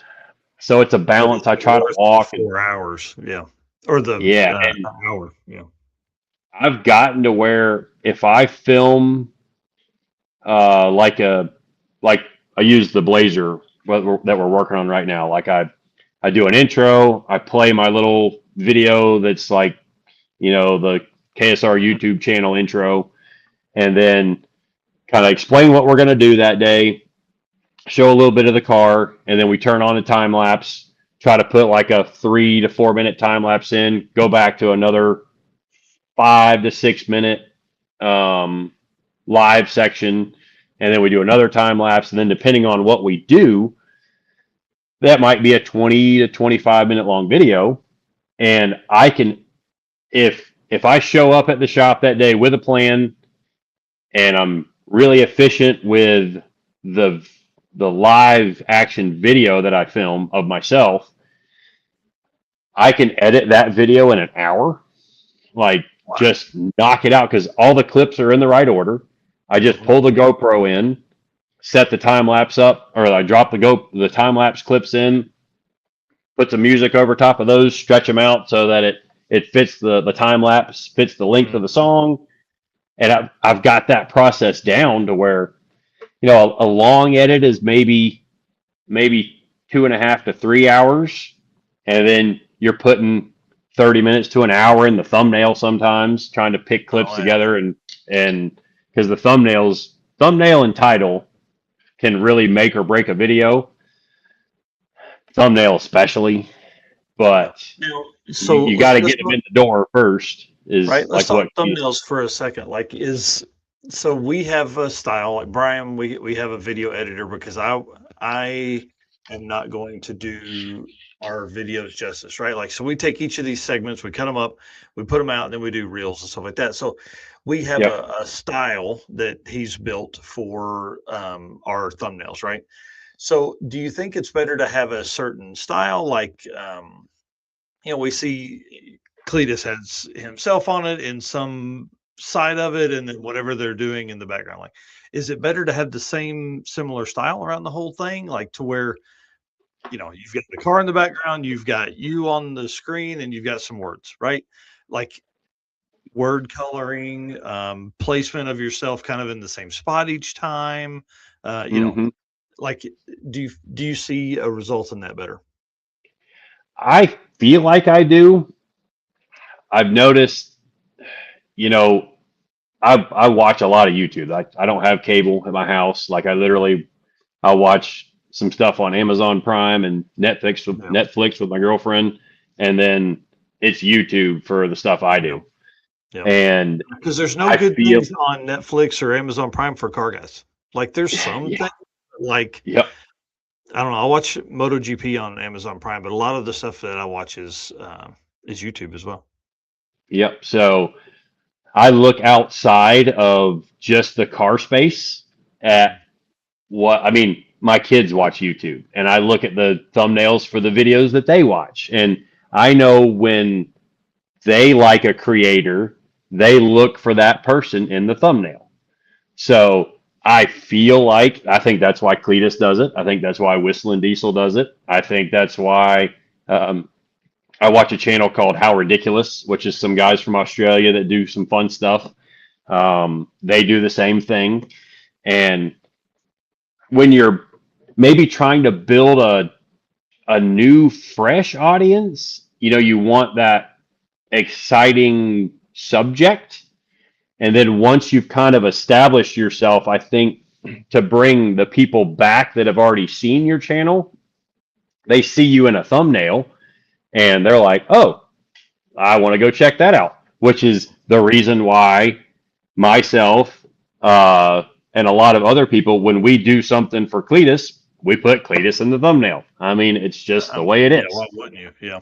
And, for a long time, I didn't like doing that. Like back when I was building Mullet, because I felt like I was like using him in a way. But then I kind of talked to him about it, and he's like, "Nah, dude, it'll help your videos. Do it." Yeah. And I'm like, "All right, you're right. You're the expert at this. Let's rock and roll." Everyone should watch the Bucket List Mob, but they're not idiots. They're awesome. They have my dream Winnebago. Who's that? The Bucket List Mob. They're awesome. Oh, okay. Man, the hell of a bunch of great dudes. They drove the what's called the cluster truck. It's a Ford with big block Ford in it. It's gasser style setup. They towed the boat. I think it was Sick Week 24, maybe something like that. Green truck. It's got a clear yellow scoop on the hood. Freaking awesome, man. That's awesome. Yeah. Yeah. There's so much cool stuff on YouTube, and in some ways, it's saturated. And that's where I think you have to build your individual audience. Mm-hmm. And, there's been times where, when I've had a large audience, I've done something stupid like that. My mind always goes back to the Bristol wreck that I caused with the Crown Vics, and just one bonehead move. And I take out Haley Deegan and 10 other cars. And I mean, freaking Haley Deegan's fans, she has just like intense fans. And like that's putting it nicely. Just like, always had a great time with her. Like, she's super cool in person. Her dad, Brian, is too. Like, he's going to be racing the Freedom 500 again this year. Oh, And he, all right, cat, don't knock my phone over. cool. What's the cat's Um, name? I got to know the cat's name. Turbo. Turbo. There you go. Cool. Yep. She was a shop cat.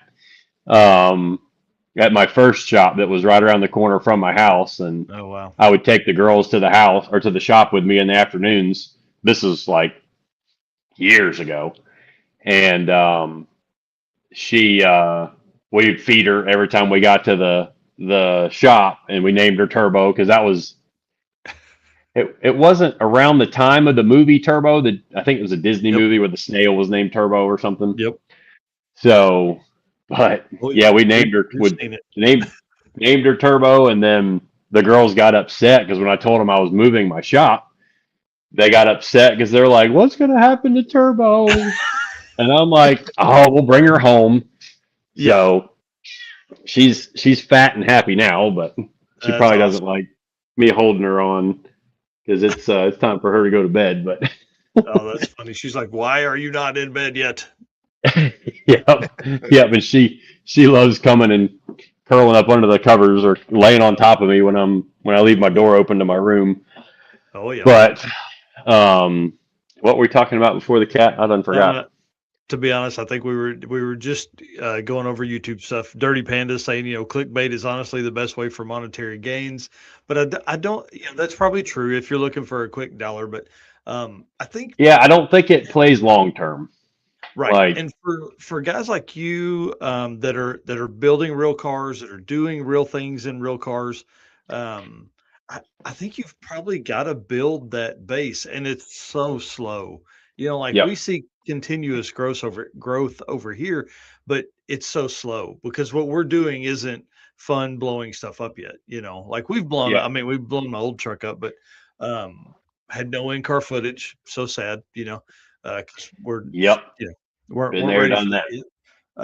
I have the footage from outside the truck, obviously, but it was like a puff of smoke, and then my brother pulled over. Like, Yeah.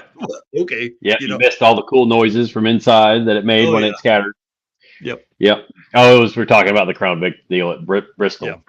But like that deal, there's still comments from people in the Cleaterverse and like when I win a race now, they're like, "Well, how many cars did he crash?" I'm like, "Freaking crap!" Like so I had one race before that Bristol deal, and then in all the races coming up after that, I made sure that I didn't do anything stupid, and I drove from last to first at Indy, didn't touch a car, won that race, and then I think when I won Stafford, that was I think I started like 8th in that deal, and got like Cletus spun me in that one, and then they black flagged him and put me back to the front, and it was kind of a racing deal. But when the starter tells you to go back to the front, I'm like, okay, I'm good with buddy.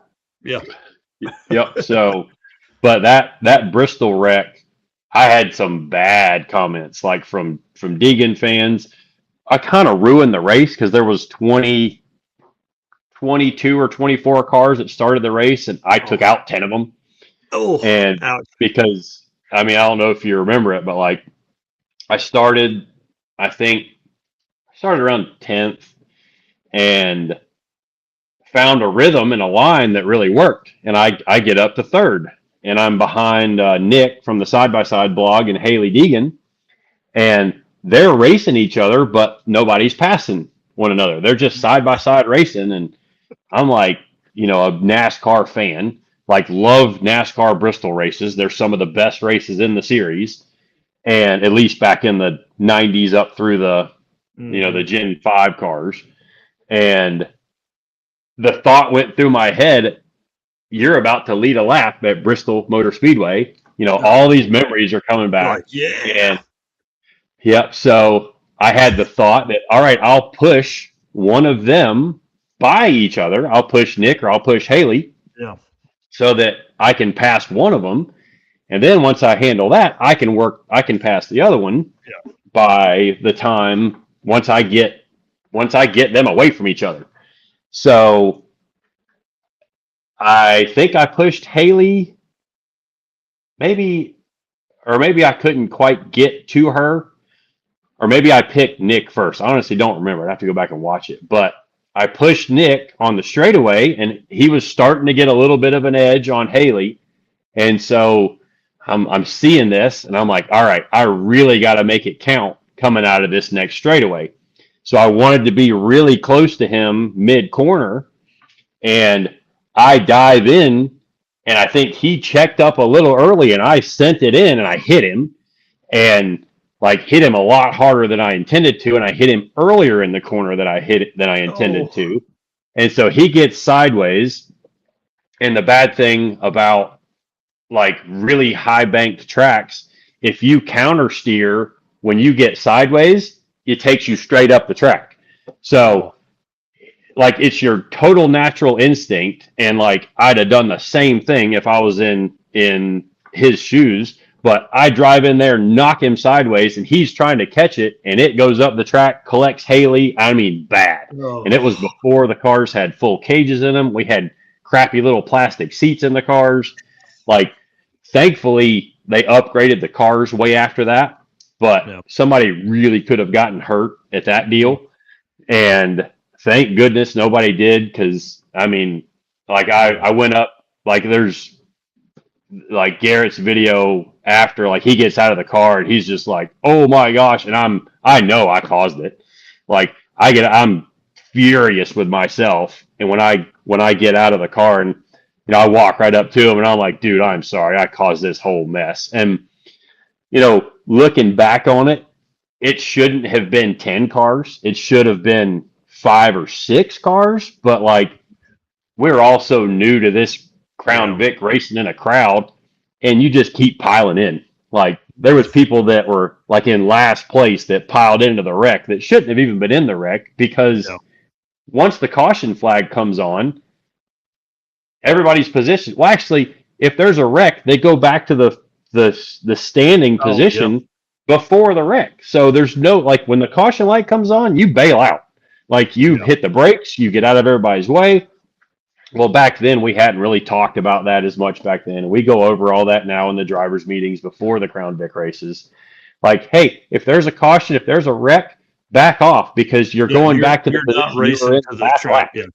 Yeah. And sometimes that bites you if you finally pass somebody, and then you lose a spot because somebody else crashed, and you end up losing a spot or two. But yeah, that one, I still live with that mistake, like in all the Cletus videos, and like the side-by-side blog guys made a video like accusing me of doing it on purpose and saying that I was blaming him. I'm like, no, I ran in there and punted him unintentionally. He checked up a little early. I drove in deep. I punted him. He turned to try and catch it, and he ran up the track. That's just what happened. Well, and so is like when you're racing in the middle of that, one, you're in Crown Vics, right? Like those aren't race cars as much as you want to be. But then two, like, you know, really you're racing. There's very few people that have the pedigree that's been as behind the wheel as much as you have, right? So like when you're in the middle of 25 cars that are Crown Vics, that are like, I mean, they're not new Crown Vics. These are like 200,000 mile Crown Vics, right? They do have safety stuff. I'm sure they've been worked over to make sure they're safe and, you know, drive well. But then like the other side of that is like, now you're putting people like Nick. I mean, I don't know if he has any experience like that. Nick is a good friend, and, you know, but I think if you put him on a dirt oval with a side-by-side, you know, he knows what to do. But you put him on the, you know, Bristol Motor Speedway and in a Crown Vic and in the middle of 20 people, and he's side-by-side with somebody. Maybe. Oh, no, he was doing great until I went in there and drove over him. Like, well, right. But yeah. The racing has definitely gotten a lot better too. Oh, I bet. Like, even everybody went home and got serious. They're like, hey, this is kind of fun. Yeah. Yeah, it's a ton of fun. And then with Cletus's continued, you know, rise through motorsports, it's only getting more popular. And like when I went in So I didn't get the invite to the first race because, well, I feel like Garrett Cletus was worried I was going to win it, and because him and I had done some road racing together, and he which he flat out told me he didn't invite me to the Dirty 30 thing they did with the Top Gear guys. Yeah. He's like, yeah, you'd have come in here and dominated that. It'd have been you and me, and we wanted to make it play good on TV. And I'm like, dude, I can toe the line. Like if we're doing, if we're doing stuff and we need to make a show out of it, I'll make a show out of it. Because right. Like there was a Ranger race that Drew Jackson and I did that with. Like we knew we stumbled onto a tire that nobody had, and the way they wrote the rules, I knew a little bit about some new tires that were coming out, and we had this tire that was a killer tire. And so we got out there and we're just playing with each other. Like we made it look like we were racing hard, and like we had the field covered by like a second a lap. I mean, just we could walk away from them anytime we wanted to. And then what we had kind of agreed to before the race is we'll play with each other until it's like 10 to go, and then it's on. Like as hard as you can race, let's go. So we get down, I think the final lap, I got ahead of Drew in some traffic, and then his truck was faster. He was driving better than I was, and his clutch was slipping because he had an oil leak that was getting oil on his clutch. His truck was a stick shift, mine's an automatic, and he sends it in to turn 3 because I'm ahead of him, and spins us both out. And we were so far ahead, I was able to spin out and then still take the win because we were almost a full lap ahead of third place. Geez. He couldn't get his truck going again because the clutch was slipping so bad at that point. But yeah, there's like so I didn't get invited to the first Crown Vic race, but then I raced the Freedom 500. Like if I didn't run up front, I wasn't going to get an invite back. So like that was the first Freedom 500 that I won 2021, I think it was. So, there's always that mindset. And then after I wrecked half the field at Bristol, I'm like, well, there goes that shot. I'm not coming back again. So, I just freaking punched that gift horse in the mouth, like totally ruined this part of my life as being able to do these Crown Vic races, because they are awesome fun. You get to meet all the fans that come out, and like it's so cool for me to be a part of that stuff, that that all these huge names keep getting invited to. And then because I feel like I'm a very analytical person, and I try to never count my chickens before they hatch, is one of the old timer sayings. So I see the driver's list, and there's always a factor in these Crown Vic races of whether or not you're going to get like a super good car. Like you've seen cars like Tony Stewart got a car that went out there and broke. Like obviously Tony Stewart is Tony freaking Stewart.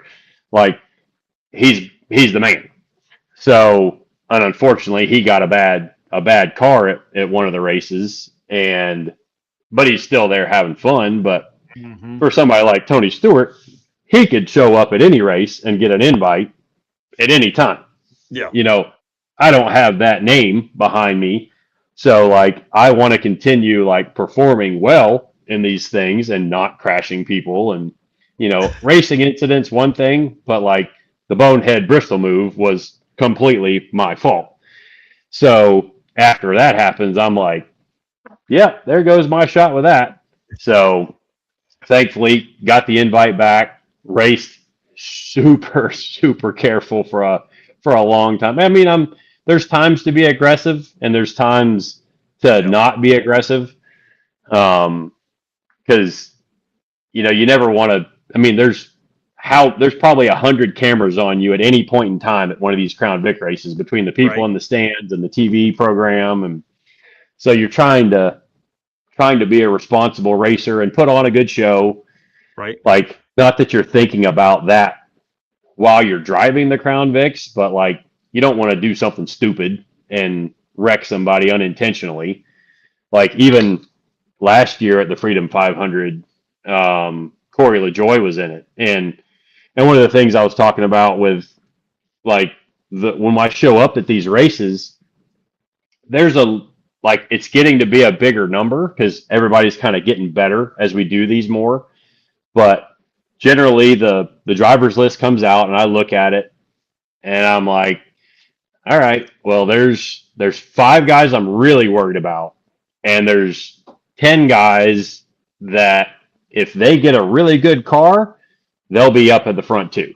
So it depends on, you kind of start wondering if they're going to have the same car they had at previous events and all that stuff. So, and then when we show up, I'm just like, I kind of establish, all right, if we run top 5 this race, that's all.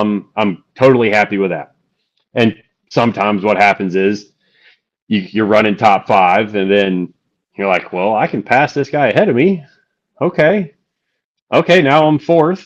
Now I'm 3rd. Okay, now I'm 2nd. Well, I guess I'm going for it. Okay, so There's a carbon club on the line. We're going for yeah. And so at this deal last year, I'm racing with Travis and Corey LaJoy, and with these big cup names that are coming into the field with us, like Tony and Greg Biffle, him racing with us, like, I can't say how many times I watched Greg, through the early 2000s racing in the Cup Series, and meeting him in person. He was so cool. Like, it's such a bummer that we lost him and his family and everybody on the plane that day. But like, just being able to race with him, and the race that I had with him at Indy is probably going to be one of my lifelong highlights for, as far as my motorsports career. But like this year or last year at the Freedom 500, I've got about as good of a car as Travis, but like, when your cars are equal, it's super hard to pass cleanly. And I've got like Eddie that works for me. He's my spotter and does a great job spotting for me. And Travis, I don't think typically has a spotter, so he doesn't know what I'm doing to try and get around him. So we get down to like, I think 3 or 4 to go. There's a restart, and he gets out, and then Corey and I are side by side, and coming out of turn 2 on the last lap, we bump, and I've got one hand on the nitrous and one hand on the steering wheel. And whenever you like circle track race, you never have like a super hard grip on the wheel, because if somebody hits you or you hit the wall, you can break your thumb off, or not off, but you can break your thumb. Yeah. So I typically have a pretty light hold on the steering wheel, especially when I've got one hand on the nitrous button. So Corey and I bump, and he hits the back of my front tire with his car, and the wheel shifts in my hand, and I'm still on the nitrous, and the car's kind of sliding a little bit. And as soon as the tire stops sliding, the car just turns left and drives him down to the grass. And I'm crossed up, like trying to steer the car back to the right with the one hand. I'm still on the nitrous, like trying to drive this thing back off of him. Well, he's got a podcast, and I talked to him after the race. I'm like, hey man, I'm so sorry. Like, didn't mean to run you to the grass on the last lap. Like, when we bumped, it knocked the steering wheel in my hand, and I'm on the nitrous. So it messed me up. Like, it's on me. Like, again, I'm sorry about all this other stuff. And he was cool. And then the next week on his podcast, he just rips me on his podcast. And I texted him, and I'm like, dude, we talked about this in person. Like, I'm not BSing you. Like, literally the steering wheel moved in my hand. Like, yeah, we're both trying to win this thing. Like, by that point, Travis was like a couple of cars ahead of us, and we would have had to wreck him to like beat him. But I still wanted to finish second. Yeah. And so we're And when we first had contact, I still thought I might have had a little bit of a shot to get to Travis. Or if Travis makes a mistake, then it's then me you're and there. him, Yeah. me and Corey fighting for it. But I'm like, dude, we talked about this in person, and then all the comments again, all the people that hated me from the Bristol thing, Oh they must no. also watch Corey, because then they're in the They comments there. on Corey's podcast, like, oh yeah, Oh, he's a dirty driver, he does this. I'm like, man, you're I a don't dirty think driver. I don't think I'm a dirty driver. I try to race people clean. I mean, I'm aggressive. I'll bump somebody, but at the same time, like, that's what made NASCAR in the '90s and the 2000s. Like, I mean, there was what the Harry bump and what run. Harry say? Like, Rubbing Drayson? yeah, Yep. and like Oh, that's part of the fun of these things, is you right. kind of rub on people a little bit. And I'm more of a fan of the circle track than I am the kidney bean thing that we do for the Les Mullets race, Oh yeah. because that's just carnage. I was Like, gonna say, but I think that's probably like for Le Mullets, that's probably good for TV. You know what I mean? Like, oh, and it's got to be great. so And let's like, as we run down the show, let's run through the names that are on the Freedom Factory or on the Freedom 500. I've got it pulled up here. You got okay, Ellis George. I think that's a yep, good one. He's I feel like he's a great driver. Ty yep, Braun, man, that dude's good. C Boys, Micah. You got Chris Fix, which I think is going to be that's cool. he's Midnight done a bunch Performance. of karting, I think. So yeah, he's in there. That that'll be fun. Midnight Performance. I mean, we know those guys go in a straight line all the time. You got Zach Walker, Yeah, which that should be familiar, but it doesn't ring a bell to me. that's Victor Zach that Alvarez. works for that's Zach that Oh works yeah, for yeah, yeah, Cletus. yeah. Yeah, That's right. yeah, he's won Uh, one. Him and yep, Ty won. Well, he beat Tony Stewart at Indy a couple years that's ago. that's right. Yeah, Like, that's why the name sounded familiar. But yeah, you got Vic Alvarez, of course. Boosted Boy yep, Kyle, that dude's a wheel man for sure. Stradman, yep, which I know who he is, but I don't know of a driver style with him. Of course, Cletus. yep, Brent from PFS Speed, dude is a wheel man there as well. yep, Brian Deegan, your favorite person there. yep. Jim York. Brian, Brian's awesome. Yeah, Like, he definitely has spent some time behind the wheel. He has seat time in about yep, everything, I think. Right? yep, Jim, you got Kenny Wallace. That's kind of cool, man. I think that'll be yep, fun. Him do some cool stuff. Jack Stan, of course. Brad DeBerti. I don't know any of his drive. I know he's a YouTube guy and stuff like that. I don't know any of his yeah. driving experience. He's done. Uh, I think he's done some off-road truck stuff, I think but so. he's won a couple. Like, he's good. Like, he's good for sure. That's awesome. The Thriller, Wyatt Miller. That sounds like a fun dude. He like that is Dale Earnhardt Jr.'s nephew. No, Like, that dude's got some seat time and is probably a pretty good well, driver. he's 13 or 14 years old and winning like crazy. Like, That's awesome. that name, when I first saw the name, it didn't click. And I watch the Dale Jr. podcast when I'm driving all over town, Yeah. and I usually watch the Dale Jr. download. And like, when that name didn't click, and then I was watching his podcast, and then they announced it, and I'm like, oh shoot, that kid's a ringer. Like, Yeah. he's definitely going to be awesome. one to watch for sure. That'll be awesome. Roman Atwood is on here. You're on here, of course. JH Diesel. What kind of driver is he? JH has won a few of them too, and I race JH almost every Danger Ranger race, and like, our trucks are pretty equal. And like, he got on the tire game that we did, like the race after, and then I think he won that race. Like, Oh, that's awesome. he's definitely, like, all these guys.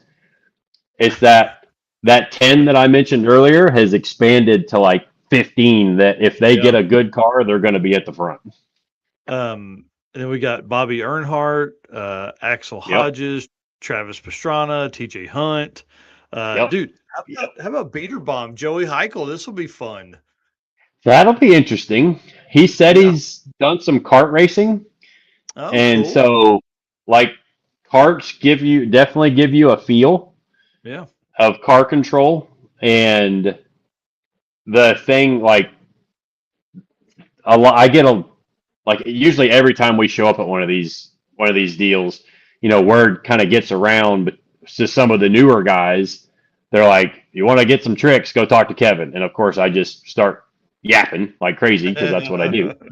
And like I talked to Victor at Indy, and then I talked to like Cameron Johnson and Clay Milliken. We all ran Indy, and I told him, I'm like, the biggest thing you've got to do first is keep the right front tire on it, because what a lot of people do, and I've seen it happen in a bunch of different racing, whether it's road racing or circle track racing, they turn into the corner, and if it starts sliding the front tires, they turn more. So all it does is it's just grinding the front tires. Now it may turn more, but the only reason it's turning more is because they've got so much scrub angle in the tire that it's just sliding the tires, and it's actually slowing the car down enough to actually continue the corner.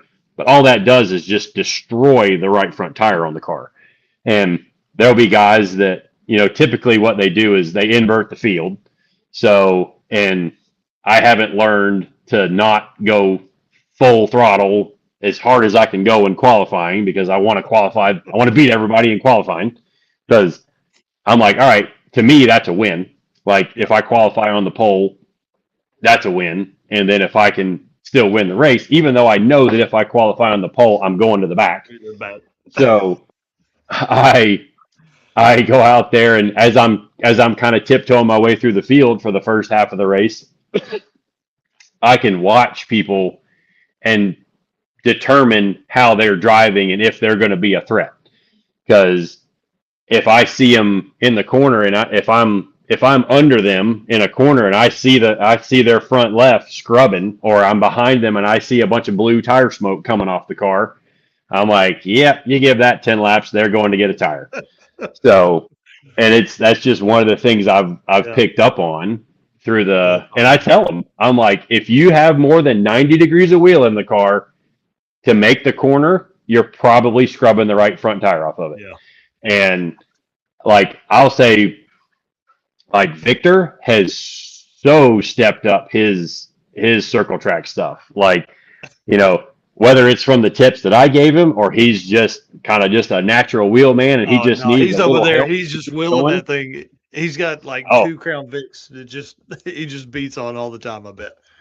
Yep, he has, like, his first race, not a threat, but like several races last year, I raced with him, and I'm like, dang, he's doing awesome. Like, and it's like, okay, I got to shut up and not give everybody my secrets, because they're all going to beat me if I keep talking. So, oh, that's funny. All right, so we got Taylor Ray, we got Heavy D, we got Leah Block, and Steve Hamilton. Steve Hamilton doesn't sound familiar to me. I don't know. So Steve Hamilton is that guy that owns the Hamilton Collection, that owns all those real high-end cars that Garrett's been playing around with lately.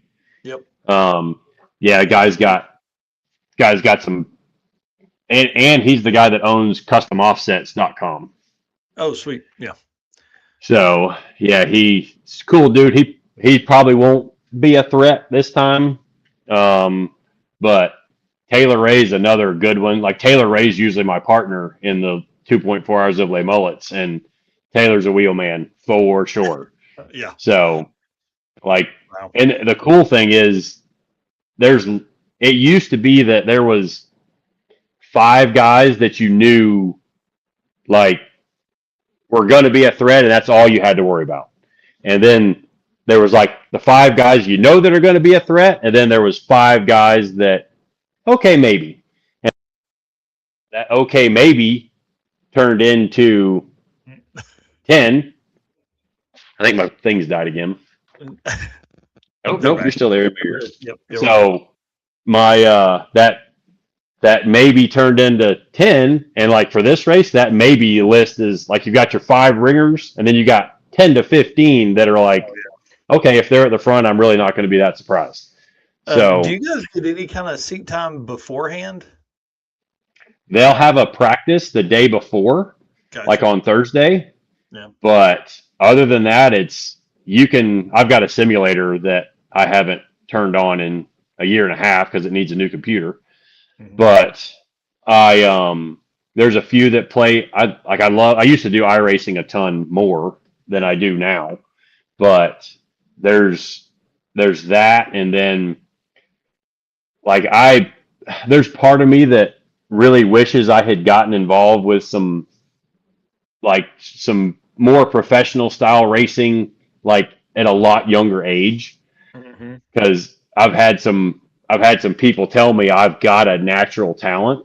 And I mean, Randy Popes, if you know Randy Popes, that he's like Motor Trend's hot shoe, does all their push laps for setting a record in a car.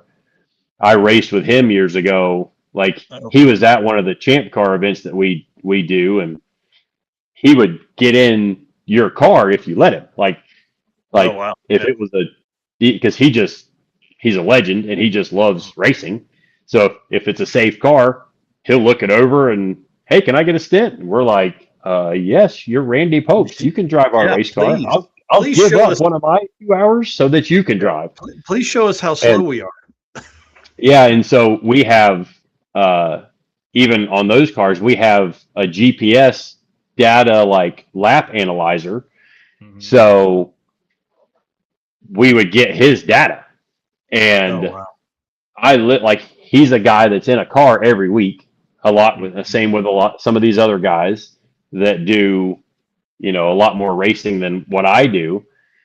And I even back doing the Champ Car racing, we might go to the firm once or twice, Mhm. but we show up at Sebring or Daytona or Road Atlanta with our little cheap endurance road race car, and then we're running the thing. And like the first time Randy drove with us, I was on track with him while he was in another racer's car, and then he came over and drove our car, and he's like, "What else do you do racing wise?"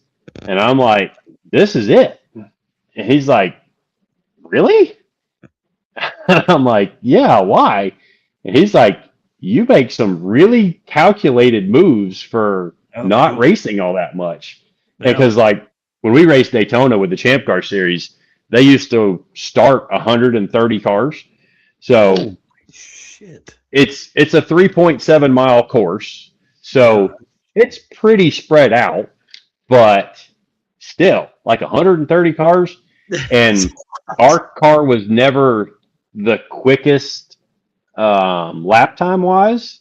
Mhm. A couple of times we were up there with the quickest single laps, but our cars would have the advantage, or would take advantage of a rule that was, I got to explain it, because so Daytona for the Champ Car Series is a 14-hour race. Well, they mandate that no one driver can drive longer than 2 hours at a time. Oh, So what? the idea is that you build a car that's going to run out of gas right around 2 hours. So you pit for fuel. It's a mandatory 5 minutes on pit road. So you fuel the car, swap drivers, and then you're out for another 2 hours.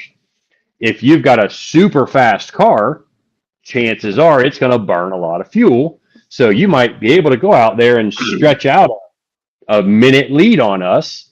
But then when you have to pit at an hour 30 and we can go the full 2 hours, Mhm. well, over a 14-hour race, you made 2 more pit stops than we do. So that's 10 minutes plus that you're on pit road. And it actually works out to be about a 12-minute advantage by the time you slow down for pit road, spend your 5 minutes on pit road, and then get back up to speed again. That 5-minute pit stop actually costs you about 6 to 6.5 minutes of lap time. Wow. So managing all of that, our cars would always go that 2 hours. And we weren't the only people that were doing it, but we were one of the faster people that did it. And we won a few races on that strategy. And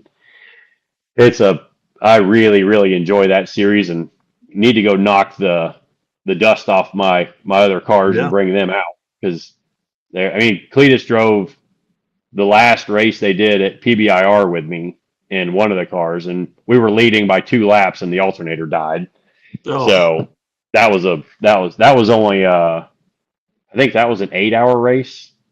They ran 4 hours before lunch and 4 hours after lunch, or a how 4 and fun. maybe it was a 10-hour race, like a 4 and then a 6.